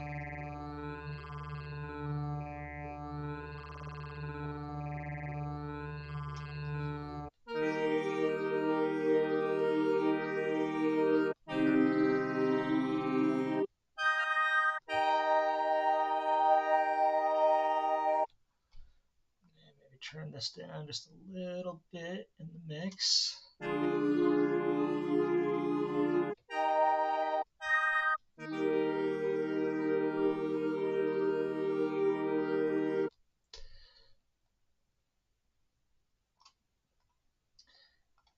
Wonder if we can get crazy here.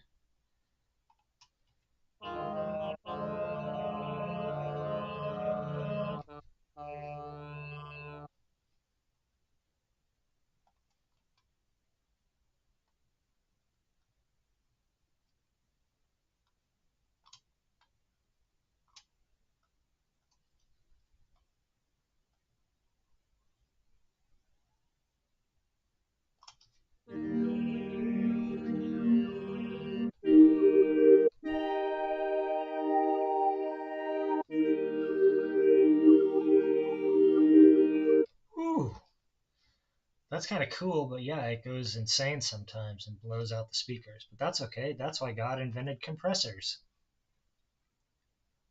What kind of multiband?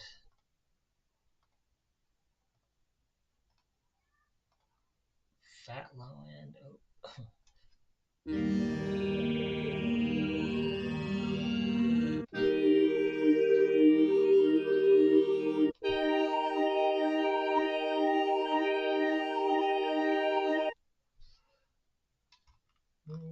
Okay. Turn that down just a little bit.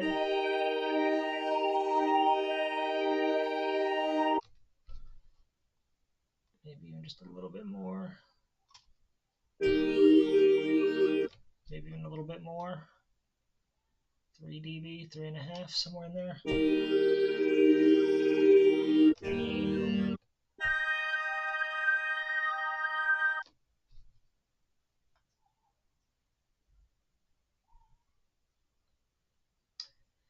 Tweaking these settings here.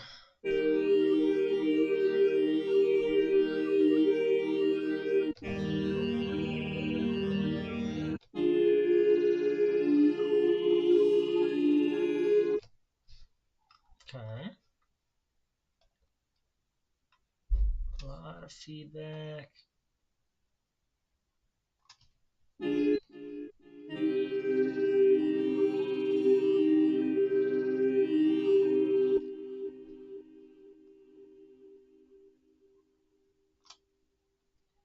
Not too much feedback. Maybe somewhere in this range.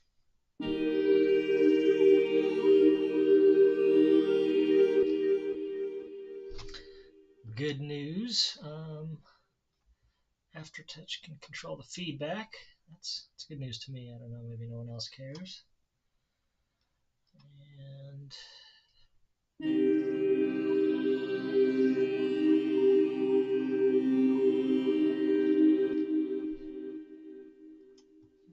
we'll just put this, once again, if I don't know what the hell I'm doing here, I just put LFO3 into the vibrato slot.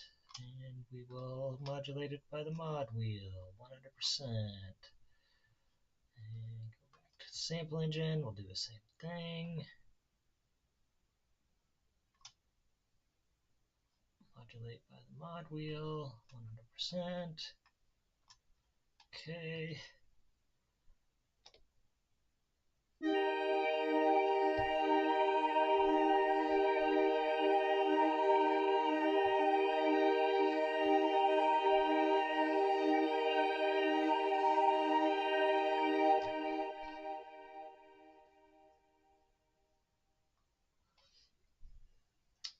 Feedback might be a bit much.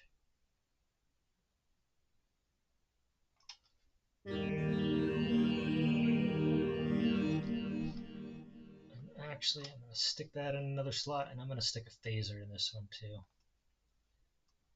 Presets on that. Modern sweep. I think I actually want something. Yeah, something like that.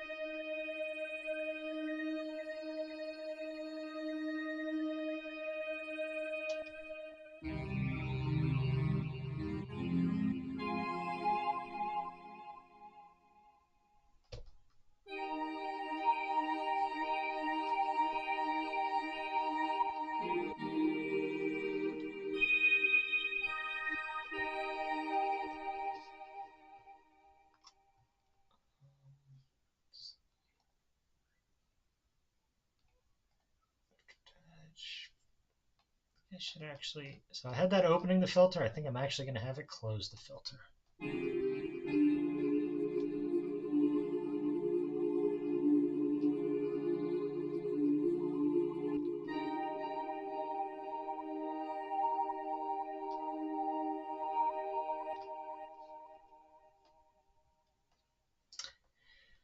Well, it ended up in a place I didn't necessarily expect, but I guess when you're talking about experimental stuff, that's to be expected, question mark?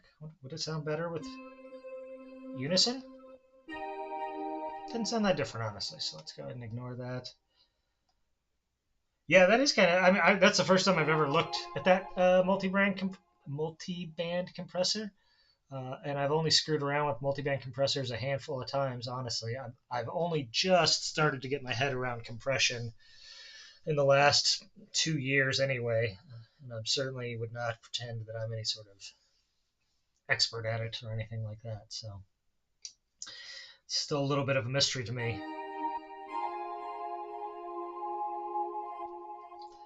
But yeah, this kind of has a nice mysterious vibe. It's maybe not quite as experimental as I thought it might be when we started, but I think it's pretty good. Mysterious. How do you spell mysterious? Experiment. Ooh. Ether diver. Keys. Sure. Evolving keys. Experimental. I mean, we're going to slap IDM on it too. And, I mean, honestly, it's pretty chill sound and probably would work in lots of places. It's definitely atmospheric. It's kind of trippy, psychedelic. Punchy, harsh, melodic, filter, distorted. Well, it's granular. I know that's a choice here. It's hybrid. It's layered. Yeah. Okay.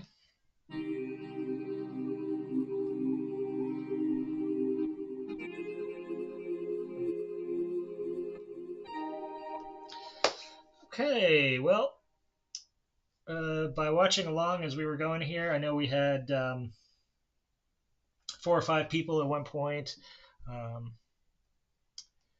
and we are currently sitting at, well, it says 3, but that's partially, I know I'm in the room here, so 2 of y'all. But yeah, it is 4 o'clock now, and as I mentioned, I have a date to play pickleball with my children at 4. So I'm going to wrap this up and go play pickleball with my kids. Thank you for joining me on this final stream of 2024. Although some of you, as we discussed, are already in 2025. I hope you all have a happy new year, and I will for the next. My kids are still on break for like 2 more weeks, so my intention is still stream basically every other day. I finished my Microfreak oscillator type streams, but there's definitely plenty more to do there. I did promise that I would do a Mini Brute 2 stream at some point, so that's probably what's next. And then I might experiment or do some streams with some of the other soft synths I have, including Dream Synth is probably the most interesting one. I also have the handful of other Cherry Audio synths, including the Mercury 4 and some of their emulation synths. Mercury 4 is one of those. I've got an Op 6. I've also got the Op 6 plugin. I've got my Hydra synth over here. So yeah, some of those could be in the mix for future streams. We'll just have to see how it pans out. But yeah, I want to thank everyone, especially a swarm of edited insects, for hanging out. But like I said, I know there was at least 1 or 2 other people in here at different times, and so I want to thank you as well for hanging out. If you missed the beginning and want to kind of catch up, you can go to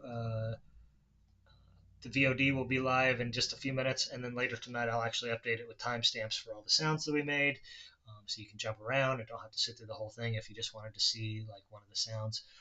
I will probably be using this spreadsheet for future streams as well. Maybe not for all of them, but for some of them. So if you have suggestions for how to improve that or other categories and things like that, by all means, reach out.